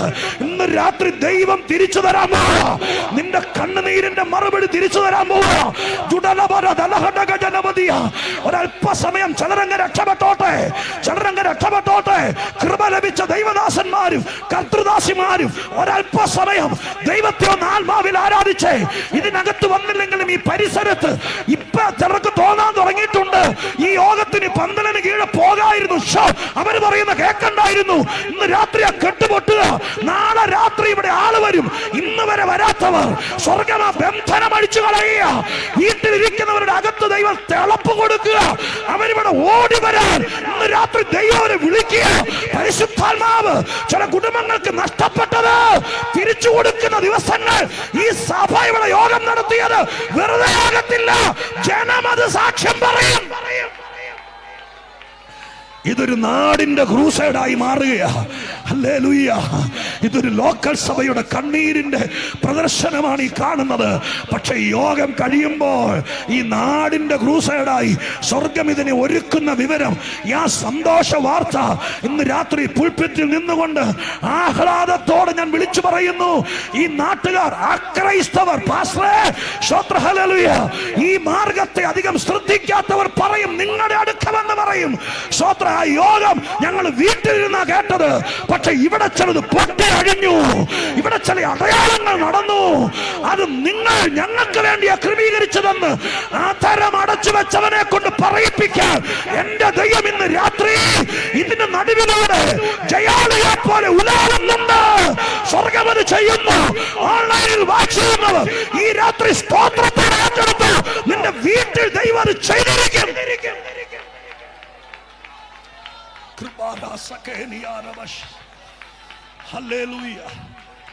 നന്ദി കർത്താവേ, നന്ദി കർത്താവേ, നന്ദി കർത്താവേ, നന്ദി കർത്താവേ. ഹല്ലേലൂയ. ദൈവം ഒരു കഥ പൊളിച്ചാൽ പിന്നെ ആർക്ക് അതിനെ ഇനി പിന്നെ പണിയാൻ പറ്റും? ഇനി എത്രയോ കഥകൾ. സ്തോത്രം. ഞാൻ ഈ വചനത്തിലേക്ക് മടങ്ങി വരാം. യഹൂദന്മാര് മുഴുവൻ പണം മുടക്കി, സ്തോത്രം, ഈ സുവിശേഷ യോഗം വെക്കാൻ ഞാൻ എത്രയോ യോഗം വെച്ചിട്ടുള്ള ഈ കർത്താവിൻ്റെ ദാസൻ പാസ്റ്റർ തഞ്ചാവൂർ വില്യംസ് ഒക്കെ എത്രയോ പ്രാവശ്യം വെണ്ണിക്കുളം ക്രൂസേഡിൽ വന്ന് സ്തോത്രം നാടളക്കി പാടിയിട്ടുള്ളതാ. കാശില്ലാത്ത കാലത്ത് സ്തോത്രം എൻ്റെ മുമ്പിലിരിക്കുന്ന അച്ചായന്മാർ പലരുമൊക്കെ ആ കാലഘട്ടത്തിൽ അവിടെ വന്ന് ഞങ്ങളെ പിന്തുണച്ചിട്ടുണ്ട്. സ്നേഹത്തോടെ നിങ്ങളെയൊക്കെ കാണുമ്പോൾ അത് ഓർക്കുന്നു. ലക്ഷങ്ങൾ മുടക്കിയാണ് ഇതൊക്കെ ക്രമീകരിക്കുന്നത്. ഇതുപോലെ തന്നെ ഇതൊരു നന്മയ്ക്ക് വേണ്ടിയും ആളുകൾ നശിക്കാതിരിക്കാൻ നിത്യതയിലെത്താൻ വേണ്ടി മുടക്കുന്ന പണമാണിത്. എന്നാൽ മറ്റേ പണം ചെലവാക്കിയത് സത്യം പുറത്തു വരാതിരിക്കാൻ. ഇങ്ങനെ രണ്ട് പരിപാടികൾ നാട്ടിൽ നടക്കുന്നുണ്ട് കേട്ടോ. ഈ നാട്ടിലെ അഭ്യസ്തവിദ്യരായിരിക്കുന്ന ആളുകൾ വീട്ടിലിരുന്ന് കേൾക്കുന്നെങ്കിൽ സാറേ, നിങ്ങൾ ഈ കാര്യത്തെ ഒരു ജഡ്ജിയുടെ മനസ്സോടെ കാണണം. നിങ്ങൾ ഈ ഓൺലൈനിലൊക്കെ കാണുന്നതും നിങ്ങൾ ഈ വരുന്നതെല്ലാം നിങ്ങൾക്ക് വിവേകമുണ്ടല്ലോ, അഭ്യസ്തവിദ്യനല്ലേ, മനസാക്ഷി വരവിക്കാത്തൊരു മനുഷ്യനല്ലേ. നിങ്ങൾ വീട്ടിലിരുന്നുകൊണ്ട് ശ്രദ്ധിക്കണം. ഈ പണം മുടക്കുന്നത് നന്മയെ തടയാനാണോ ആരെങ്കിലും രക്ഷപ്പെടാനാണോ? സ്തോത്രം. ഒരു നിമിഷം ചിന്തിച്ചാൽ കാര്യങ്ങൾ കീഴ്മേലും അറിയും. പക്ഷെ ചിന്തിക്കാൻ പിശാച് സമ്മതിക്കുകയല്ലോ. ബാക്കി എന്തിനൊക്കെ വിവരം ഉണ്ടെങ്കിലും ഈ കാര്യത്തിന് മാത്രം നമ്മൾ മണ്ടനാവും. പറഞ്ഞു വന്ന കൂടത്തിൽ പറഞ്ഞെന്നേ ഉള്ളൂ, ചിന്തിക്കാൻ കഴിവുള്ള ഈ നാട്ടിലെ നിർമ്മല മനസ്സുള്ള നിഷ്പക്ഷമതികളായ ആളുകളുടെ മുമ്പിൽ ഞാൻ ഈ ചിന്ത വയ്ക്കുന്നു. ലക്ഷങ്ങൾ മുടക്കി പല പദ്ധതികൾ നടത്തുന്നുണ്ട്. ആർക്ക് ഗുണം? എന്തിനു വേണ്ടി ചെയ്യുന്നു? സത്യത്തെ തടയാൻ ചെയ്യുന്നതാണോ? അതെയോ ആരെങ്കിലും രണ്ടുപേരുടെ കള്ളുകൂടി നിർത്തി അവൻ്റെ ഭാര്യ സമാധാനത്തോടെ ജീവിച്ച് ആ കുഞ്ഞുങ്ങൾ വയറ് നിറച്ച് ആഹാരം കഴിച്ച് സന്തോഷത്തോടെ ജീവിക്കാൻ വേണ്ടി ചെയ്യുന്നതാണോ ഇത് എന്ന് വിവേകത്തോടെ അതിന് ഞങ്ങളെ പോലെ പരിശുദ്ധാത്മാവിന്റെ നിറവ് വെളിപ്പാടൊന്നും വേണ്ട. ബോധം ഉണ്ടെങ്കിൽ ചിന്തിച്ചാൽ പിടികിട്ടാനുള്ളതുള്ളൂ. സ്തോത്രം. ചിന്തിക്കണമേ എന്ന് വിനീതമായി അഭ്യർത്ഥിച്ചുകൊണ്ട് എൻ്റെ പ്രസംഗത്തിന്റെ ഏറ്റവും പ്രസക്തമായ ഭാഗത്തൂടെ അവസാന ഭാഗത്തേക്ക് എത്തിച്ചേരാൻ ആഗ്രഹിക്കുക. യഹൂദന്മാർ എത്ര കാശ് കൊടുത്തെന്നറിയില്ല, വേണ്ടുവോളം പണം, പട്ടാളത്തിന് വേണ്ടുവോളം പണം കൊടുത്തിട്ട് പ്രചരിപ്പിച്ചു. യേശു ഉയർത്തെഴുന്നേറ്റതല്ല. യേശുവിൻ്റെ മൃതശരീരം മോഷ്ടിച്ചുകൊണ്ട് പോയിട്ട് ഇവിടെ ഒരു കൂട്ടം ആളുകൾ നാട് നീളെ നടന്ന് തമ്പേറും കൂട്ടി പറയുക, അവൻ ഉയർത്തു, അവൻ ഇപ്പോൾ വരും, അവനെ വിശ്വസിച്ച രക്ഷയാണ് എന്നൊക്കെ പറയുകയാണെന്ന് ഇവരങ്ങ് കാശ് കൊടുത്ത് പ്രചരിപ്പിച്ചിരിക്കുക. അതങ്ങ് വേര് പിടിച്ചു. 30 കൊല്ലം കൊണ്ട് അത് നാട് നീളെ പ്രചരിച്ചു. സത്യം പറഞ്ഞവൻ ഒന്നും അല്ലാതെയായി. അങ്ങനെ നിൽക്കുമ്പോൾ ദൈവം തീരുമാനിച്ചു ഈ കഥ പൊളിക്കണം. അതിന് ഉന്നം വെച്ചിരിക്കുമ്പോഴാണ് തർസോസിൽ നിന്ന് അപ്പൻ നല്ല ചെറുപ്പത്തിലെ, ഞാൻ ആദ്യം പറഞ്ഞ പോലെ തർസോസിലെ യൂണിവേഴ്സിറ്റിയിൽ ഒന്നും വിടാതെ, സ്തോത്രം, നല്ല എരിവുള്ള തിറമുള്ള ആരുടെ കൂടെ നിന്നാലും കൂറുള്ള ഒരുത്തനെ ഗമാലിയേലിന്റെ പാദപീഠത്തിൽ പോയി ന്യായപ്രമാണം പഠിപ്പിക്കാൻ വിട്ടു. നിശ്ചയമായും ഗമാലിയേൽ എന്ന യഹൂദ മതത്തോട് കൂറുള്ള ആ ശക്തനായിരിക്കുന്ന റബി ശൗൽ എന്ന പൗലോസിനോട് പറഞ്ഞിട്ടുണ്ട്, ആ ക്ലാസ്സിൽ പഠിപ്പിച്ചിട്ടുണ്ട്. അവസാനത്തെ ക്ലാസ്സിലാണെങ്കിലും ഗ്രാജുവേഷന് മുമ്പ് ഈ നാട്ടിലൂടെ ഈ മാർഗത്തിന്, ഏത് യഹൂദ മതത്തിന് വിപരീതമായി പ്രവർത്തിക്കുകയും ഈ മതത്തിലുള്ള ആളുകളെ വശീകരിച്ച് പിടിക്കുകയും യേശു എന്നൊരുവൻ സ്വർഗത്തിൽ നിന്ന് വന്നു ദൈവത്തിൻ്റെ പുത്രനാണെന്ന് പറഞ്ഞ് ഈ നാട്ടിലൂടെ നടന്ന് മോശയ്ക്കും മോശയുടെ പ്രമാണത്തിനും ദൈവാലയത്തിനും വിരുദ്ധമായി പ്രചരിപ്പിച്ച് ഇതിനകത്ത് നിന്ന് പലരെയും സംഘം ചേർന്ന് രഹസ്യത്തിൽ ഒരു പ്രത്യേക സംഘടന, ഒരു പ്രത്യേക കൂട്ടം രൂപപ്പെട്ടിട്ടുണ്ട്. അവനെ ദൈവം ക്രൂശിച്ചു, ശിക്ഷിച്ചു. അവൻ്റെ ശിക്ഷകണങ്ങൾ ഇവിടെയുണ്ട്. അവരെ മുച്ചൂട് മുടിച്ചു കളയണം, ഭൂമിയിൽ വാഴിക്കരുത് എന്ന് ന്യായപ്രമാണം പഠിക്കാൻ വന്ന സകല വിദ്യാർത്ഥികളോടും പറഞ്ഞതിൽ അത് അതുപോലെ ഏറ്റെടുത്തവൻ, ആശാന്റെ മുഴുവൻ വാക്ക് ഏറ്റെടുത്തവൻ ഈ ശൗലാണ്. അവൻ അന്ന് തീരുമാനിച്ചു, പള്ളിയിൽ പോയില്ലെങ്കിലും ഇത് പഠിച്ചത് കൊണ്ട് 10 പേരെ മുടിക്കണം. സ്തോത്രം. ന്യായപ്രമാണം പഠിച്ചത് ഞാൻ ആദ്യം പറഞ്ഞ പോലെ ദേവാലയ ശുശ്രൂഷയൊന്നും പറ്റിയില്ലെങ്കിലും സിനഗോഗിൽ വേദഭാഗം വായിക്കാൻ ഉപദേശിക്കാനൊക്കെ പുള്ളി ആ പരിപാടിക്ക് സ്തോത്രം പോകാനൊത്തില്ല. അത് ഞങ്ങളുടെ കൂടെ കൂടിയതിന് ശേഷമാണ് പ്രസംഗിക്കാൻ തുടങ്ങിയത്. സ്തോത്രം. അങ്ങനെയല്ലേ? നമ്മുടെ കൂടെ ചേർന്നതിന് ശേഷമാണ് സിനഗോഗിൽ പൗലോസ് പ്രസംഗിച്ചതായിട്ട് രേഖയുള്ളൂ. അതിനു മുമ്പ് പഠിച്ചിട്ട് ഇറങ്ങിയിട്ട് ആദ്യം തുടങ്ങിയത് ഈ ഗുണ്ടായിസമായിരുന്നു. അങ്ങനെ അവിടം മുതൽ യെരൂശലേമിലെ സഭകളെല്ലാം വെളുപ്പിച്ചു, സഭയുടെ സമാധാനം കെടുത്തി. അതാണ് നമ്മൾ കുറിവാക്യത്തിൽ വായിച്ചത്. സ്തോത്രം. ഇങ്ങനെ ഒരുത്തൻ ഇറങ്ങിയിട്ടുണ്ട്. എപ്പോഴാ വന്ന് കയറുന്നതെന്നറിയില്ല. പണ്ട് റിപ്പർ എന്നും പറഞ്ഞൊരാളുണ്ടായിരുന്നല്ലോ. സ്തോത്രം. ചുറ്റിയ കൊണ്ട് തലക്കടിച്ച്, സ്തോത്രം, എപ്പോഴാ വന്ന് കയറുന്നതെന്നറിയില്ല എന്നതുപോലെ ഇവൻ എപ്പോഴാ സഭയ്ക്കകത്ത് ഏത് സഭയാ ഉന്നം വെക്കുന്നതെന്നറിയില്ല. യെരൂശലേം സഭകളെല്ലാം ഒതുങ്ങിപ്പോയി. അത് കഴിഞ്ഞപ്പോഴാണ് ദമസ്കോസ് എന്ന പട്ടണത്തിലൊരു ചെറിയ കൂട്ടമുണ്ട്, ഒത്തിരി പേരൊന്നും കാണില്ല. അങ്ങനെ ഒരു അറിവ് കിട്ടി. ആ സഭയെ മുടിക്കാൻ വേണ്ടി ഒരു കൂട്ടം ആളുകളുമായി ശൗൽ എന്ന പൗലോസ് യെരൂശലേമിൽ നിന്ന് അധികാരപത്രവുമായിട്ട് ദമസ്കോസിലേക്ക് വരികയാണ്. അപ്പോഴാ ദൈവം ഉന്നം വെച്ചിരിക്കുന്നു ഈ കഥ പൊളിക്കാൻ. സ്തോത്രം. വെറുതെ വഴി കിടക്കുന്ന ഒരുത്തനെ പിടിച്ചു കൊണ്ടുവന്നിട്ട് വയറുവേദന മാറാനും അങ്ങനെയുള്ളവർക്കൊക്കെ വേണ്ടി പ്രാർത്ഥിക്കാൻ, ഞാൻ ഈ ദൂതൊന്ന് പൂർത്തീകരിക്കാൻ വേണ്ടിയിട്ടാണ് പറയുന്നത്. ഇനി നിങ്ങളോട് പറഞ്ഞെന്ന് പറഞ്ഞുകൊണ്ട് ഇപ്പോൾ എഴുന്നേറ്റ് പോകരുത്. സ്തോത്രം. കാലുവേദന പോകാനും വേണ്ടി വന്നിരിക്കുന്നവനെ കിട്ടിയ കഥ പൊളിക്കാൻ പറ്റിയാൽ ദൈവത്തിനറിയാം. അതുകൊണ്ട് ദൈവം തമ്പുരാൻ ഉന്നം വെച്ചിരിക്കുമ്പോഴാണ് ഒരു കൂട്ടം ആളുകളുമായിട്ട് സഭയെ പൊളിക്കാൻ അവൻ വരുന്നത്. ആ സമയത്ത് ദമസ്കോസ് പട്ടണത്തിൻ്റെ വലിയ മുനാരങ്ങൾ ഉയർന്നു നിൽക്കുന്ന ആ വലിയ പട്ടണത്തിൻ്റെ കവാടത്തിലേക്ക് അടുക്കുമ്പോൾ, നട്ടുച്ച സൂര്യൻ കത്തി നിൽക്കുമ്പോൾ, ഈ സഭയ്ക്കകത്തേക്ക് പോയിട്ട് ഈ പട്ടണത്തിനകത്തേക്ക് കയറുന്നതിനേക്കാൾ മുമ്പ് ദമസ്കോസ് പട്ടണത്തിൻ്റെ പടിവാതിക്കൽ വെച്ച് നസറയനായ യേശു നേരിട്ട് വന്ന് വലയെറിഞ്ഞ് പിടിച്ചതുപോലെ ശൗലനെ പിടിച്ചു. ആ പിടുത്തത്തിൽ വാഹനമൃഗത്തിൽ നിന്ന് താഴെ വീണു. സ്തോത്രം. താഴെ വീണ് കിടക്കുന്ന സമയത്ത് മുകളിൽ നിന്ന് ഒരു അശരീരി പോലെ ഒരു ശബ്ദം കേട്ടു. അശരീരി ഇതാണ്: ശൗലേ, ശൗലേ, നീ എന്നെ ഉപദ്രവിക്കുന്നത് എന്ത്? സ്തോത്രം. ഈ ശബ്ദം കേട്ടപ്പോൾ ശൗല് തിരിച്ചു പ്രതികരിക്കുക, താഴെ കിടന്നുകൊണ്ട്: നീ ആരാകുന്നു? കർത്താവേ. ഞാൻ ആ വാക്കോർത്ത് ആശ്ചര്യപ്പെട്ടിട്ടുണ്ട്. കാരണം എന്നറിയാം, ഒരു യഹൂദനായതുകൊണ്ടാ നീ ആരാകുന്ന കർത്താവേ എന്ന് ചോദിച്ചത്.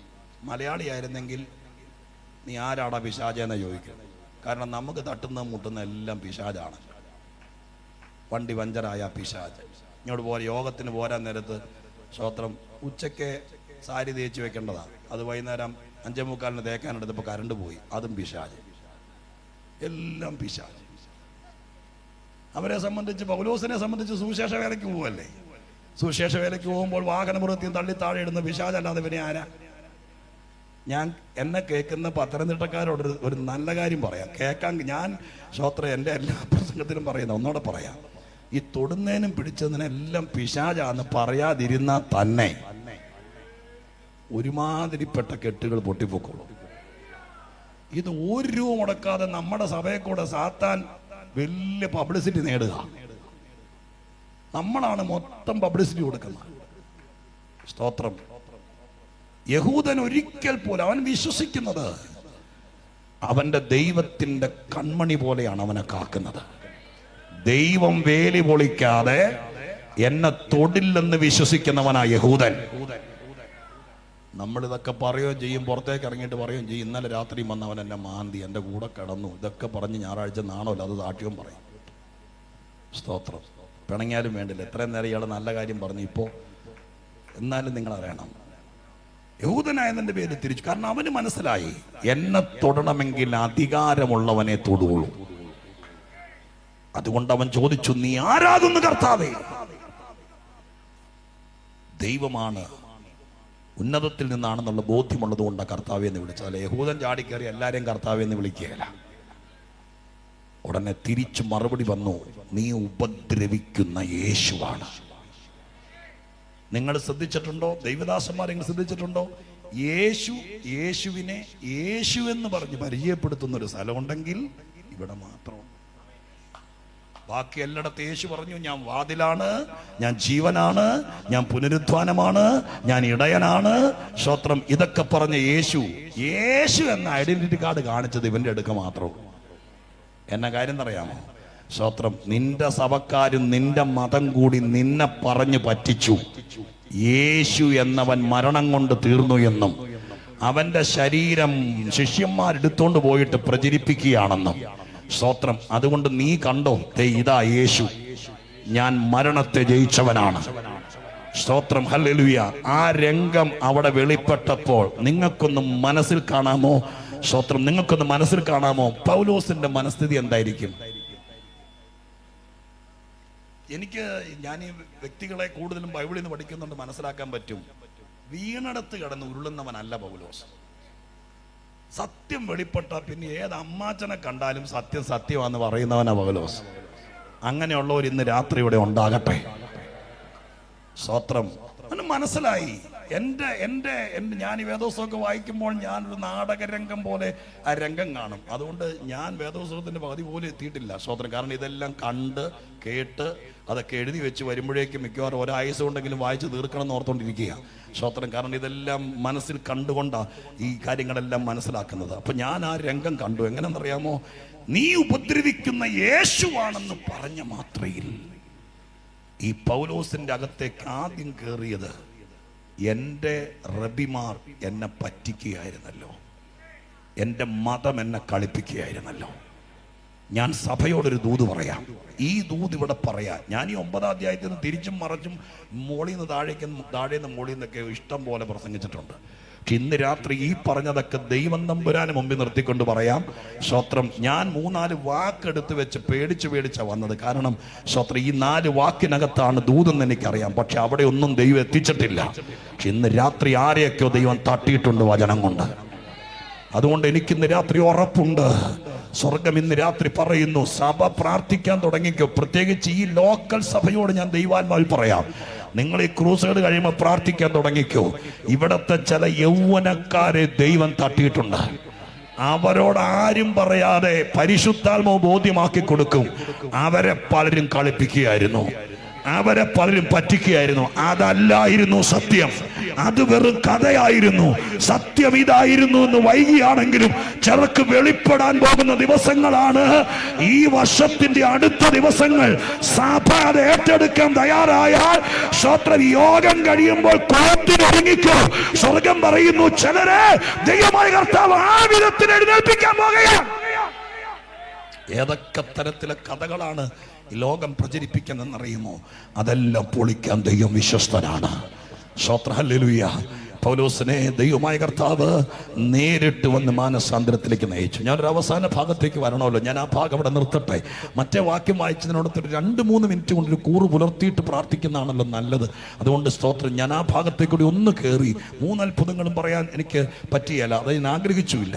ഈ ഭാഗത്തെ ചില കാര്യങ്ങൾ മനഃപൂർവ്വമായിട്ട് റെഡ്യൂസ് ചെയ്തിട്ട് ഒരു 3-4 മിനിറ്റ് കൊണ്ട് ഞാൻ അവസാനിപ്പിക്കാൻ നോക്കാം. സ്തോത്രം. ഒരു പ്രാർത്ഥനയോടുകൂടെ കേട്ടോ, ഒരുങ്ങിയിരിക്കണം. കേൾക്കണേ. സ്തോത്രം. അപ്പം പൗലോസ് മാനസാന്തരത്തിലേക്ക് വന്നു. ബാക്കി കാര്യങ്ങൾ നിങ്ങൾക്കറിയാം. അവനെ കർത്താവ് നേരിട്ട് സന്ധിച്ചു. ആ കഥ അങ്ങ് പൊളിഞ്ഞു.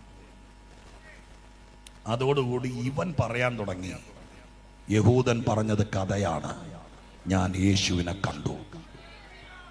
സ്തോത്രം.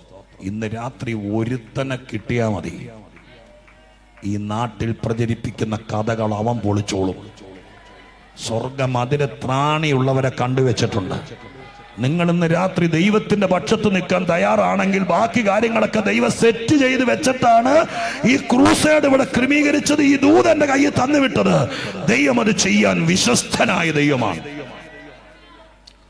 ഈ അധ്യായത്തിലെ 2-ാമത്തെ അത്ഭുതം, സ്തോത്രം, അത് ആരംഭിക്കുന്നത് 32-ാമത്തെ വാക്യത്തിലാണല്ലോ. അവിടെ ആരംഭിക്കുന്നത് ഇങ്ങനെയാണ്: പത്രോസ് എല്ലായിടത്തും സഞ്ചരിക്കുകയും ലുദ്ധിയിൽ പാർക്കുന്ന വിശുദ്ധന്മാരുടെ അടുക്കൽ ചെന്നു. അവിടെ പക്ഷപാതം പിടിച്ച് 8 സംവത്സരമായി കിടപ്പിലായിരുന്ന അയനയാസ് എന്ന് പേരുള്ള മനുഷ്യനെ കണ്ടു. പത്രോസ് അവനോട്, അയനയാസേ, യേശു നിന്നെ സൗഖ്യമാക്കുന്നു, എഴുന്നേറ്റ് താനായി തന്നെ കിടക്ക് വിരിച്ചു കൊള്ളുക എന്ന് പറഞ്ഞു. ഉടനെ അവൻ എഴുന്നേറ്റു. അതോടൊന്ന് പറഞ്ഞിട്ട് ദൈവമക്കൾക്ക് പ്രയോജനപ്പെടുന്ന ചിലരെ ഒന്ന് കൈപിടിച്ച് ദൈവകൃപയിലേക്ക് കയറ്റി നിർത്തിയിട്ട് ഞാനൊരു പ്രാർത്ഥന പ്രാർത്ഥിച്ച് അവസാനിപ്പിക്കാം. സ്തോത്രം. നോക്കണേ, നിങ്ങൾ ആ ഭാഗം കണ്ടോ? 8 കൊല്ലമായി വിശുദ്ധന്മാരുടെ നടുവിൽ 1-ാം നൂറ്റാണ്ടിൽ ഒരു മനുഷ്യൻ സൗഖ്യമാകാതെ കിടക്കുകയാണ്. സ്തോത്രം. ഒന്നുകൂടെ ശ്രദ്ധിച്ചു. 1-ാം നൂറ്റാണ്ടിന്റെ പ്രത്യേകത, ആരാധനയ്ക്കും പ്രാർത്ഥനയ്ക്കും കൂട്ടായ്മയ്ക്കും ഇടയിലൊക്കെ നടക്കുന്ന രോഗസൗഖ്യം ഒരു എക്സ്ക്ലൂസീവ് വാർത്തയല്ല. ഇപ്പൊ ഒരു അരിമ്പാറ മാറിയാലും 3 ആഴ്ച TV കിടന്നുകൂടി. സ്തോത്രം. കാരണം ഇന്ന് അതൊക്കെ വലിയ സംഭവമാണ്. പക്ഷെ അന്നത്തെ യോഗത്തിനിടയിലൊക്കെ അത്ഭുതങ്ങൾ നടക്കുന്നത് യോഗത്തിന്റെ ഭാഗമാണ്. സ്തോത്രം. അതൊരു ആരാധന. ദൈവം ഉള്ളിടത്ത് ദൈവപ്രവൃത്തി നടക്കും. അടുത്ത ദിവസങ്ങൾ നിങ്ങളുടെ സഭായോഗത്തിൽ വരും, പ്രാർത്ഥിച്ചുകൊണ്ട് വരണം. ഞങ്ങളുടെ യോഗത്തിൽ ദൈവമുണ്ട്, ഇവിടെ ദൈവപ്രവൃത്തി നടക്കുമെന്ന് പ്രാർത്ഥിച്ചുകൊണ്ട് വന്നാൽ സഭായോഗങ്ങളുടെ അന്തസ്സ് മാറിക്കിട്ടും. അപ്പൊ അങ്ങനെയുള്ള 1-ാം നൂറ്റാണ്ട് ദൈവദാസന്മാരുടെ നിഴല് തട്ടിയ സൗഖ്യമാകുക, അവരുപയോഗിക്കുന്ന കർച്ചീഫ് കൊണ്ടിട്ട സൗഖ്യമാകുക. അങ്ങനെ സൗഖ്യമാകുന്ന കാലത്ത് വിശുദ്ധന്മാരുടെ നടുവിൽ, അഥവാ ദൈവത്തെ ആരാധിക്കുന്നവരുടെ നടുവിൽ 8 കൊല്ലമായിട്ട് ഒരു മനുഷ്യൻ സൗഖ്യമാകാതെ കിടക്കുന്നത് ഒരു അത്ഭുതമല്ലേ?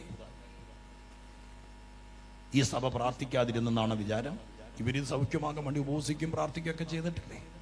ഇതൊക്കെ ചെയ്തിട്ടും 8 കൊല്ലമായിട്ട് ഒരനക്കവും ഇല്ല. എന്നാൽ 8-ാമത്തെ വർഷം പത്രോസ് ആ വഴി വന്ന് യോഗം വെച്ചില്ല, പ്രാർത്ഥിച്ച് വെള്ളം കൊടുത്തില്ല, എണ്ണ പൂശിയില്ല.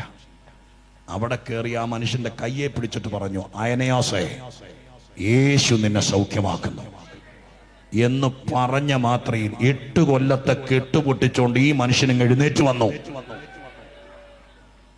എന്നെ ഇവിടെയും കുറെ നാൾ നിർത്തി. ഞാൻ ദൈവത്തോട് ചോദിച്ചു, കർത്താവേ, പത്രോസ് വരാൻ വേണ്ടിയിട്ടാണോ ഈ മനുഷ്യനെ 8 കൊല്ലം കഷ്ടപ്പെടുത്തിയത്? അതെയോ സ്തോത്രം കുറെ കാലം ഇങ്ങനെ കിടക്കട്ടെ എന്ന് വിചാരിച്ചിട്ടാണോ? ഈ ചോദ്യവുമായിട്ട് കുറെ നാൾ കിടക്കുമ്പോഴാണ് 31-ാം വാക്യം പരിശുദ്ധാത്മാവ് എന്നോട് ശ്രദ്ധിക്കാൻ പറഞ്ഞത്. 31-ാം വാക്യം പറഞ്ഞ് നിർത്താം. അവിടെ എഴുതിയിരിക്കുന്ന 4 പ്രധാനപ്പെട്ട കാര്യങ്ങളാണ്. 1, പൗലോസിന്റെ മാനസാന്തരത്തോടുകൂടെ സഭയ്ക്ക് സമാധാനം ഉണ്ടായി. സ്തോത്രം. ചരിത്രകാരന്മാർ പറയുന്നു, ഏകദേശം ഒരു 8 വർഷത്തോളമായി പൗലോസ് ഭയങ്കരമായ സ്തോത്രം പ്രകോപനവും പ്രശ്നവുമായിട്ട് യെരുശലേമിലൂടെ സഭകളെ നശിപ്പിക്കാൻ വേണ്ടി നടക്കുകയാണ്. ആ കാലഘട്ടം മുഴുവൻ സഭ ഒതുങ്ങിപ്പോയി. ആ സമയത്ത് രോഗിയായി കിടന്നു, പാപിയായിരുന്നു. എന്നാൽ 31-ാം വാക്യത്തിൽ എഴുതി, സഭയുടെ സമാധാനം മടങ്ങി വന്നു. ഞാനിങ്ങനെ പറയാം, സമാധാനമുള്ള സഭയിലെ അത്ഭുതം നടക്കുകയുള്ളൂ. ഈ രാത്രി തന്ത്രങ്ങളെ തിരിച്ചറിഞ്ഞുകൊണ്ട് വേണം യോഗം ആശീർവാദം പറയാൻ. നിന്റെ വീട്ടിൽ നിന്ന് സമാധാനം എടുത്തു കളഞ്ഞാൽ എല്ലാ ചൊവ്വാഴ്ചയും നിന്റെ വീട്ടിൽ യോഗം വെച്ചാലും ദൈവപ്രവൃത്തി നടക്കുകയല്ല. എന്നാൽ നിങ്ങളുടെ വീട്ടിൽ കോംപ്രമൈസ് ആകേണ്ട വിഷയങ്ങൾ ഉണ്ടെങ്കിൽ ദൈവത്തിന്റെ പാദപീഠത്തിൽ കൊണ്ടുവന്നിട്ട് കൈകോർത്ത് പിടിച്ചിട്ട് പറയണം, സ്തോത്രം, എന്നോട് ക്ഷമിക്കണം, ഇന്ന കാര്യങ്ങളൊക്കെ സംഭവിച്ചിട്ടുണ്ട്, അതുകൊണ്ട് മേലിൽ ഇത് ആവർത്തിക്കത്തില്ല, എന്റെ ഉള്ളിൽ കയ്പ്, നിങ്ങളുടെ ഉള്ളിൽ എന്നെ കുറിച്ച് കയ്പ് വെച്ചോണ്ടിരിക്കരുത് എന്ന് പറഞ്ഞ പ്രശ്നം തീർത്തിട്ട് ആരെയും വിളിക്കണ്ട. നിങ്ങൾ കുടുംബമായിട്ടൊരു ചൊവ്വാഴ്ച പ്രാർത്ഥിച്ചു നോക്ക്. അന്ന് 8 കൊല്ലം അല്ല 80 കൊല്ലം പഴക്കമുള്ളതാണെങ്കിലും സമാധാനം വന്നാൽ ദൈവപ്രവൃത്തി നടക്കും. ഇതറിയാവുന്ന സാത്താൻ ഹൃദയങ്ങളിൽ നിന്ന് സമാധാനം എടുത്തു കളഞ്ഞ്, കുടുംബങ്ങളിൽ നിന്ന് സമാധാനം എടുത്തു കളഞ്ഞ്, സഭകളിൽ നിന്ന് എടുത്തു കളഞ്ഞ് ഇരുട്ടിന്റെ ശക്തി കയറി പിടിച്ചിരിക്കുമ്പോൾ ഇന്ന് രാത്രി സ്വർഗം പറയുന്നു, നിന്റെ ജീവിതത്തിലേക്ക് സമാധാനം മടക്കി തരാൻ ഈ രാത്രിയിലെ യോഗത്തിൽ യേശു വന്നിട്ടുണ്ട്. നീ കർത്താവിനെ ഇനി വായടച്ചിരിക്കരുത്. യേശുവിനെ വിളിച്ച് പ്രാർത്ഥിച്ചുകൊണ്ടിരിക്കും, കർത്താവേ, എന്റെ ഉള്ളിലേക്ക് സമാധാനം ഇന്ന് രാത്രികാലം നൽകണമേ. എന്തൊക്കെ ചെയ്താലും തെറ്റിദ്ധരിച്ച് പ്രശ്നമുണ്ട് ആ നിലവാരത്തിൽ പോകുന്ന പ്രതിസന്ധിക്ക് രാത്രി മാറ്റം വരണം. സമാധാനം വന്നാൽ ദൈവപ്രവൃത്തി നടക്കും. മാത്രമോ അടുത്ത വാചകത്തിൽ എഴുതിയിരിക്കുന്നത് ഇങ്ങനെയാണ്, സഭയ്ക്ക് സമാധാനമുണ്ടായി, അത് ആത്മീക വർധന പ്രാപിച്ചു. ആത്മീക വർധനവ്. ഞാൻ നിങ്ങളോട് പറയാം, സഭയ്ക്കകത്ത് വിഷയങ്ങൾ തീരുന്നത് പണമുള്ളത് കൊണ്ടോ ജ്ഞാനമുള്ളത് കൊണ്ടോ വാക്ചാതുര്യം കൊണ്ടല്ല. ആത്മീകം എന്ന് പറയുന്ന ഒരു ഭയങ്കര പവറാണ്. ആത്മീകത്തിന്റെ ശക്തി കേറിയാൽ ഏത് ദുഷ്ടശക്തി ഒതുങ്ങും. സ്തോത്രം. ഞങ്ങൾ ഈ പ്രാർത്ഥിക്കുമ്പോഴെല്ലാം ഏതെങ്കിലും വിടുതലുകൾ നടക്കുന്നുണ്ടെങ്കിൽ അത് ഓർത്തോളം ആത്മീകം ഉണ്ടെങ്കിലേ നടക്കത്തുള്ളൂ. സ്തോത്രം.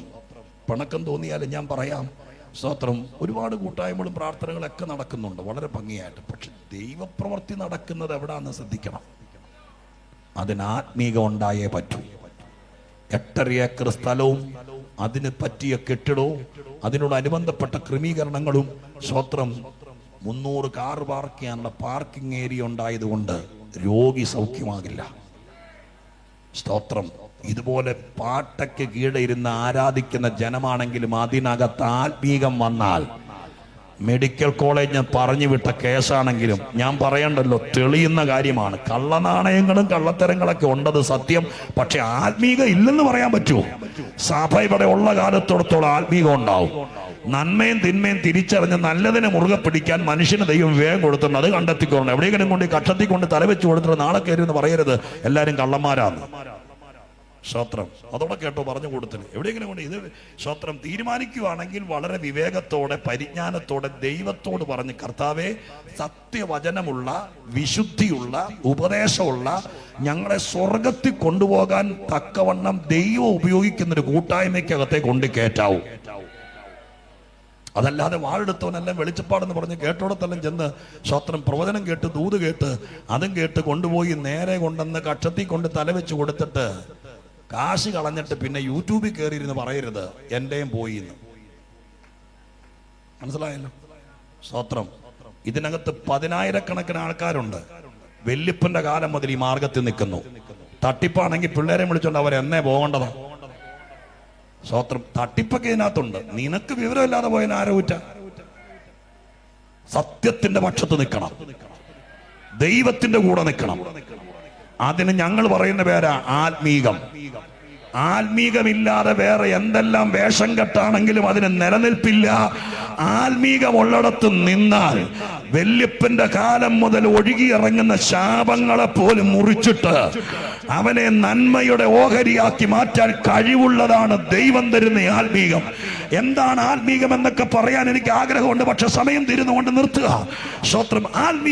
ആത്മീകമുണ്ടോ ഏത് പഴകിയ രോഗവും സൗഖ്യമാകും. മൂന്നാമത്തത് അവിടെ എഴുതിയിരിക്കുന്ന എന്താ? സ്തോത്രം. അടുത്ത വാചകത്തിനകത്ത് എഴുതിയിരിക്കുന്ന ആത്മീക വർധന പ്രാപിച്ചു കർത്താവിനോടുള്ള മൂന്നാമത്തെ കാര്യം, സഭയ്ക്ക് ഭക്തി വർദ്ധിച്ചു. ഹല്ലേലൂയ. ഭക്തി കൂടി. ഞാൻ നിങ്ങളോട് പറയാം, നിങ്ങൾ ദൈവവിശ്വാസികളാണ്. സ്തോത്രം. ഒരു ഉപദേശി വീട്ടിൽ വന്നാൽ വെറുതെ വിടുകയല്ല, പ്രാർത്ഥിച്ചേ വിടത്തുള്ളൂ, എന്തിനും കൊടുത്തേ വിടത്തുള്ളൂ. സ്തോത്രം. ഹല്ലേലൂയ. അപ്പച്ചന്റെ കാലം മുതൽ ഒരുപാട് ദൈവദാസന്മാർ സ്തോത്രം വീട്ടിൽ വരികയും പോവുകയൊക്കെ ചെയ്യുന്നു. ഇന്ന് എന്റെ വീട്ടിൽ ഒരാൾ വന്ന് പറഞ്ഞു, വെല്ലുമിച്ചയുടെ കാലം മുതൽ ഒത്തിരി ദൈവദാസന്മാർ വരുന്ന വീടാണ്. സത്യം. പക്ഷേ നിന്റെ പ്രശ്നം തീരണമെങ്കിൽ നിന്റെ അകത്ത് ഭക്തി വരണം. ഭക്തി വന്നാൽ നിന്നെ തളർന്ന് കടത്തെടുത്ത് നിന്ന് ഭക്തി നിന്നെ പൊക്കിയെടുക്കും. മൂന്നാമത്തത്. നാലാമത്തത്, പരിശുദ്ധാത്മാവിന്റെ പ്രബോധനയിൽ നടന്നു എന്ന് എഴുതിയിരിക്കുന്നത്. പക്ഷെ ആ വാക്ക് ശരിക്കും ഇങ്ങനെയാണ്, പരിശുദ്ധാത്മാവിനെ അനുസരിച്ച് നടന്നു. ഇന്ന് രാത്രി ഞാൻ കൺകൂട് ചെയ്യുമ്പോൾ ഇങ്ങനെ ചോദിക്കാം, ബാക്കിയെല്ലാം നിങ്ങളുടെ മനസ്സിന്റെ ചെപ്പിലേക്ക് ഇട്ട് തന്നിട്ട് ആ ഒരു വാക്കിനെ മാത്രം മുറുകെ പിടിക്കാം. ഈ രാത്രി എത്ര പേർ മനസ്സുകൊണ്ട് തീരുമാനിക്കും? ഈ കേട്ട ദൂതിന്റെ വെളിച്ചത്തിൽ സ്വർഗം എന്തൊക്കെയോ ഭയങ്കര സെറ്റിംഗ് ചെയ്ത് വെച്ചിട്ടാണ് നിങ്ങളോട് യോഗത്തിന് വരാൻ പറഞ്ഞത്. സ്തോത്രം. നിങ്ങൾ ഇന്ന് രാത്രി വന്നിരുന്നു, സ്തോത്രം പറഞ്ഞ് നിങ്ങൾ ഈ ദൂത് കേട്ടു. ലാസ്റ്റ് ചോദ്യം ദൈവത്തിന്റെ, പരിശുദ്ധാത്മാവിനെ അനുസരിച്ച് നടക്കാൻ ഇന്ന് രാത്രി എത്ര പേർ തയ്യാറാകും? നാട്ടുകാരെന്തും പറയും, വീട്ടുകാരെന്തും പറയും, സ്തോത്രം, മീഡിയക്കാരെന്തും പറയും. പക്ഷെ ഞാൻ ഇന്ന് രാത്രി തീരുമാനിക്കുന്നു, ദൈവാത്മാവിനെ അനുസരിച്ച് നടക്കാം. അങ്ങനെ ഒരു തീരുമാനം ഇന്ന് രാത്രി നീ ഏത് പ്രായക്കാരനോ പ്രായക്കാരിയാണെങ്കിലും ഇന്ന് രാത്രി ഉണ്ടായാൽ, ആത്മാവിനെ അനുസരിച്ച് നടക്കുന്നവൻ ചതിക്കപ്പെടുമോ? ആത്മാവിനെ അനുസരിച്ച് നടക്കുന്നവൻ കുഴിയിൽ വീഴുമോ?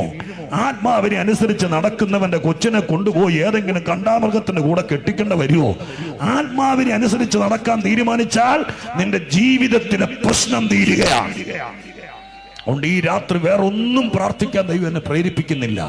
ആത്മാവ് നമ്മളോട് ചോദിക്കാൻ എന്നെ നിർബന്ധിക്കുന്നു, എൻ്റെ ആത്മാവിനെ ഞാൻ നിന്റെ കൂടെ വിടാം, ആത്മാവിനെ അനുസരിച്ച് നടക്കാം എന്നൊരു വാക്ക് ദൈവത്തോട് പറയാൻ എത്ര പേരിന്ന് രാത്രി തയ്യാറാകും? അവർ മാത്രം കൈയൊന്ന് ഉയർത്തിയ ദൈവസന്നിധി.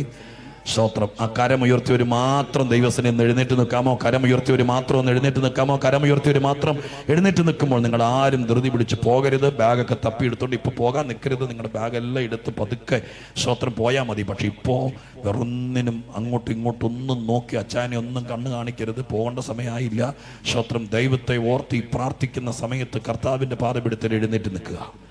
എന്നിട്ട് ആത്മാവിൽ ഒരു ജയാളിയായി ജീവിക്കണമെന്ന് ആഗ്രഹിക്കുന്നവർ, എന്താണെങ്കിലും എൻ്റെ സന്ദേശത്തിന്റെ ആദിയോടന്തം ഞാൻ വിശ്വസിക്കുന്നു, കർത്താവ് എന്തൊക്കെയോ ചെയ്യാൻ പോകുകയാണ്. ഒന്ന്, സ്തോത്രം, ചില ആയുധം ദൈവം പിടിച്ചു പറിക്കാൻ പോകുകയാണ്. രണ്ട്, നിന്റെ കുടുംബത്തിൽ സംഭവിക്കണമെന്ന് ശത്രു വിധിച്ചിരിക്കുന്ന വിധികളെ ദൈവം തിരുത്താൻ പോകുകയാണ്. മൂന്ന്, ചില കള്ളക്കഥകൾ ദൈവം സ്തോത്രം ഇന്ന് രാത്രികാലം പൊളിക്കാൻ പോകുകയാണ്.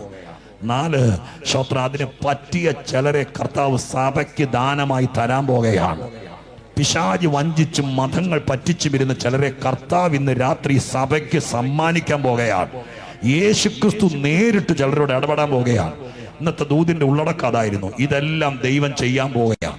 ഇത്രയും ശക്തമായൊരു ദൈവത്തിന്റെ ദൂത് കേട്ടിട്ട് ഇന്ന് രാത്രികാലം സ്തോത്രം നടക്കണമെങ്കിൽ നടക്കട്ടെ എന്നോർത്തോണ്ട് പോകരുത്. ഈ രാത്രി കർത്താവിനോട് ചോദിക്കുക, കണ്ണടച്ച് എല്ലാവരും പ്രാർത്ഥിക്കുക, കണ്ണടച്ച് പ്രാർത്ഥിക്കുക. ബാക്കി ക്രമീകരണമൊക്കെ ഇവിടെ ചെയ്തോണ്ട് കണ്ണടച്ച് പ്രാർത്ഥിക്കുക. എന്നിട്ട് എല്ലാവരും എൻ്റെ മുമ്പിൽ നിൽക്കുന്ന ഈ കൊച്ചു മക്കൾ പോകുന്നു, മക്കളെ കുഞ്ഞുങ്ങൾ വരെ ദൈവത്തോട് ചോദിക്കുക, അപ്പാ ഞാൻ എന്താ ചെയ്യണ്ടേ, ഞാൻ എന്താ ചെയ്യണ്ടേ? ഇത്ര വലിയൊരു കാര്യം എൻ്റെ വീട്ടിൽ നടക്കാൻ പോവുക, എൻ്റെ നിന്ന തീരാൻ പോവുക, എന്നെ കുറിച്ച് പറഞ്ഞ് പറ്റിച്ച സകല കള്ളക്കഥകളും ദൈവം തെളിയിക്കാൻ പോവുക. എനിക്ക് കോടതിയില്ല, എനിക്ക് വക്കീലില്ല, പക്ഷെ ദൈവം വിശ്വസ്തന, സ്വർഗം അത് ചെയ്യാൻ പോവുക എന്ന് പറഞ്ഞ് പ്രാർത്ഥിക്കുന്ന എൻ്റെ വീഴ്ചകൾ, എൻ്റെ അബദ്ധങ്ങൾ, എനിക്ക് പറ്റിയ ചതിവുകൾ, എനിക്ക് പറ്റിയ പാളിച്ചകളെല്ലാം ദൈവം മാറ്റി എന്നെ ദൈവമായ കർത്താവ് പുറത്തു കൊണ്ടുവരാൻ പോവുക എന്ന് കേട്ട ദൂത് സത്യമാണ് എന്ന് വിശ്വസിക്കുന്ന ദൈവമക്കൾ ഇന്ന് രാത്രികാലം ദൈവത്തോട് ഒരു വാക്ക് ചോദിച്ചേ, ഞാൻ എന്താ ചെയ്യണ്ടേ അപ്പാ, ഞാൻ എന്താ ചെയ്യണ്ടേ? നിങ്ങൾ വീടുകളിലിരുന്നാ കേൾക്കുന്നതെങ്കിലും നിങ്ങൾ ഇരിക്കുന്ന സ്ഥലത്ത് ഇപ്പോൾ ഭക്തി ഉണ്ടെങ്കിൽ എഴുന്നേറ്റ് നിൽക്കുകയാണെങ്കിൽ നിങ്ങൾ അവിടെ എഴുന്നേറ്റ് നിന്ന് കണ്ണടച്ച് ദൈവത്തോട് ചോദിച്ചേ, നാഥാ എനിക്ക് രക്ഷപ്പെടണം, എൻ്റെ കുഞ്ഞുങ്ങൾ അനുഗ്രഹിക്കപ്പെട്ട് കാണണം, എൻ്റെ കുഞ്ഞിൻ്റെ വിവാഹം കാണണമെന്ന് എനിക്ക് ആഗ്രഹമുണ്ട്, എൻ്റെ മോൻ അനുഗ്രഹിക്കപ്പെട്ട് കാണണം, എൻ്റെ കുടുംബം ദൈവസന്നിധിയിൽ കാണണം, എനിക്ക് സ്വർഗത്തിൽ പോകണം, ഞാൻ എന്താ ചെയ്യണ്ടേ എന്നൊരു ചോദ്യം ദൈവത്തോട് ചോദിക്കും. വളരെ സിമ്പിളാകുക ചോദിക്കുക. ഞാൻ ദൈവത്തെ വിശ്വസിച്ച് സ്നാനപ്പെട്ട ആളാണ്, പക്ഷെ എനിക്ക് ഉത്തരം മുട്ടി നിൽക്കുകയാണ്, ഞാൻ എന്താ ചെയ്യണ്ടേ? അങ്ങനെ ചോദിക്കുമ്പോൾ കർത്താവിൻ്റെ ആത്മാവ് തിരിച്ചൊരു ചോദ്യം നിന്നോട് ചോദിക്കും. ഞാൻ എൻ്റെ ആത്മാവിനെ നിനക്ക് അയച്ചു തരാം, എൻ്റെ ആത്മാവിനെ അനുസരിച്ച് പോകാമോ? സ്വർഗം നിന്നെ ഇന്ന് രാത്രികാലം കിരീടം വെപ്പിച്ച് വിടുകയാണ്. മുൾക്കിരീടം ഇങ്ങോട്ടെടുക്കുന്നു ദൈവം, പകരം എസ്തേറിന് കിട്ടിയതുപോലത്തെ ഒരു കിരീടം നിന്റെ തലയിലേക്ക് വെക്കുകയാണ്. ദൈവാത്മാവ് പറയുന്നു, സിസ്റ്റർ, ഒരുപക്ഷെ കർത്താവ് പറഞ്ഞു തുടങ്ങിയതുപോലെ ഇനിയും കഷ്ടങ്ങളും പ്രയാസങ്ങളും പരിശോധനകളും കാണും, പക്ഷെ ഞാൻ നിന്നെ ദ്രവത്വം കാണാൻ സമ്മതിക്കുകയില്ല. അതിനാരും ഭാരമുറുക്കി ഇറങ്ങണ്ട.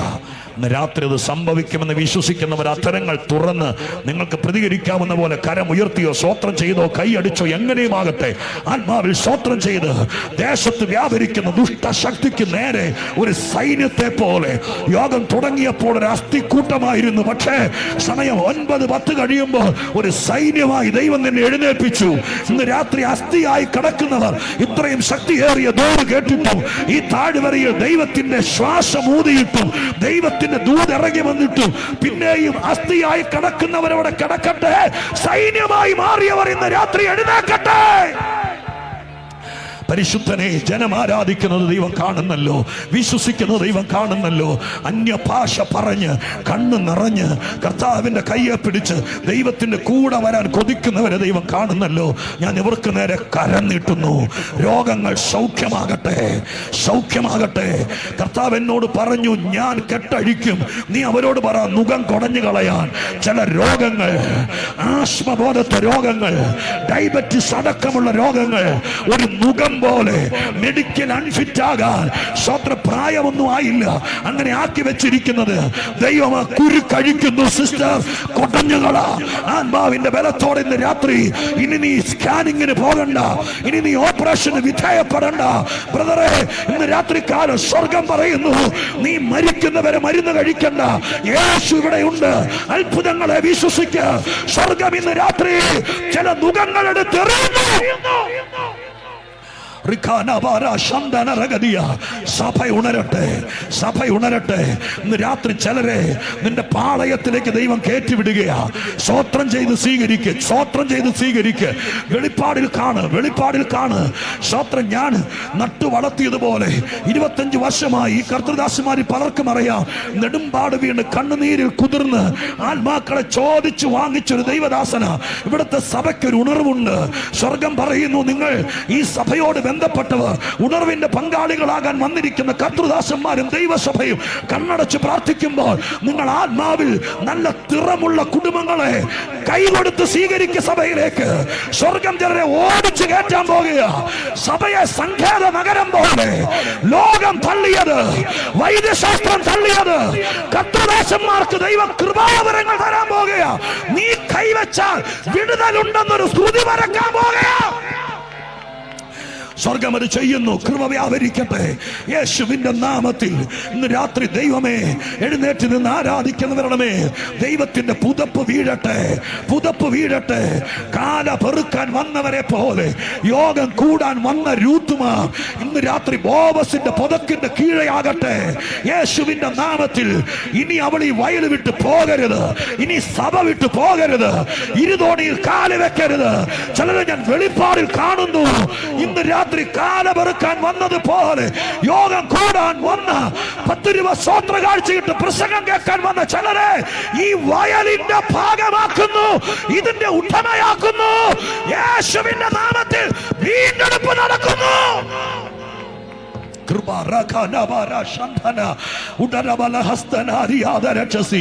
യേശുവിന്റെ നാമത്തിൽ എത്ര രൂപ കയ്യിൽ കിട്ടിയാലും തികയാതെ വണ്ണം കടഭാരത്തിന്റെ മേൽ കടഭാരമായി, പലിശയുടെ മേൽ പലിശയായി നുകമേറ്റ് നിൽക്കുന്ന ചിലരുടെ കഴുത്തിൽ നിന്ന് കടഭാരത്തിന്റെ നുകം ഇന്ന് രാത്രി എടുത്തു മാറ്റുകയാണ് ദൈവം. വിശ്വസിച്ചേറ്റെടുക്കും ബ്രദർ. ഇന്ന് രാത്രികാലം ഇതിലപ്പുറം ഒരു ശുശ്രൂഷകൻ എന്ന നിലയ്ക്ക് ഞങ്ങൾക്ക് എന്ത് ചെയ്യാൻ പറ്റും? ഈ രാത്രി ദൈവാത്മാവിന് വിധേയപ്പെട്. എന്നിട്ട് കരമടിക്കുന്ന കൂടെ പറ, ഞാൻ ആത്മാവിനെ അനുസരിച്ച് നടന്നോളാം, പരിശുദ്ധാത്മാവിനെ അനുസരിച്ച് നടന്നോളാം.